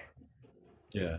Well, reading Braiding Sweetgrass and hearing the creation stories really put a dialectical element for me to engage with that better, because it made sense. I'm no big turtle, right? I get it, big turtle, but the way it's told and the way it is, it interacts is dialectical to me, even though it's a big turtle. I might not believe in too much of spirits, but I do believe that we learn from the beings. I don't believe in the hierarchy over nature. And some of these dialectical materialists that I'm reading from, they see nature as beings, as something that needs to be brought together, right? I think capitalism drives that away from each other, causes us to have a hierarchy over beings, not non-human people, right? Non-human things, right? And when I'm reading about dialectics, they really put us evenly, because we need, from the material world, we need things that mother gives us in order to create things that people need. So we need that dialectical relationship, that evenness that you're talking about, that lack of hierarchy, to know that one without the other have a hard time, and one with the other makes it better. You know what I mean? I don't know. You can correct me if I'm wrong. No, 100%. I understand what you're saying. And I think once you braid all of that in, and that's why I describe it the way that I do, to explain that we see it as an element, to try to help people understand there might be two sides to this element. But you describe ice the way that you do, and then you say water in English, same element, different forms, right? Yes. Both with their own medicines. So, and that's kind of how you look at spirit too. And when you look at it as that, it's easier to understand connection to all beings. When they use these words, they remove the love out of all of it, the connection, those answers, and it brings you not only peace, but it'll help you feel more whole when you realize that you truly are, whether you're conscious of it or not, in the center that you are and connected to all. Yeah. Well, all right. So does anybody else have anything to say? Because in about 10 minutes, Two Spirit is going to go live, I think, and they're going to finish off the book called "The Words Are Our." Is it "The Words Are Our Future"? How's it go? The No, Nick Estes. our history is the future. Our history is the future, Nick Estes. And I think they're halfway done with that. And it's very, very good. Talking about indigenous resistance and what indigenous people go through and why the title of the book is what it is. You know what I mean? The engagement with those things. So he's going through historical precedents, and he's also going through everything and what and how the state initiates with the indigenous societies. They, yes, god damn it. Not doing good with that today, these days. I don't know why was wrong with me. Thank you. They, she. Go ahead, Drew.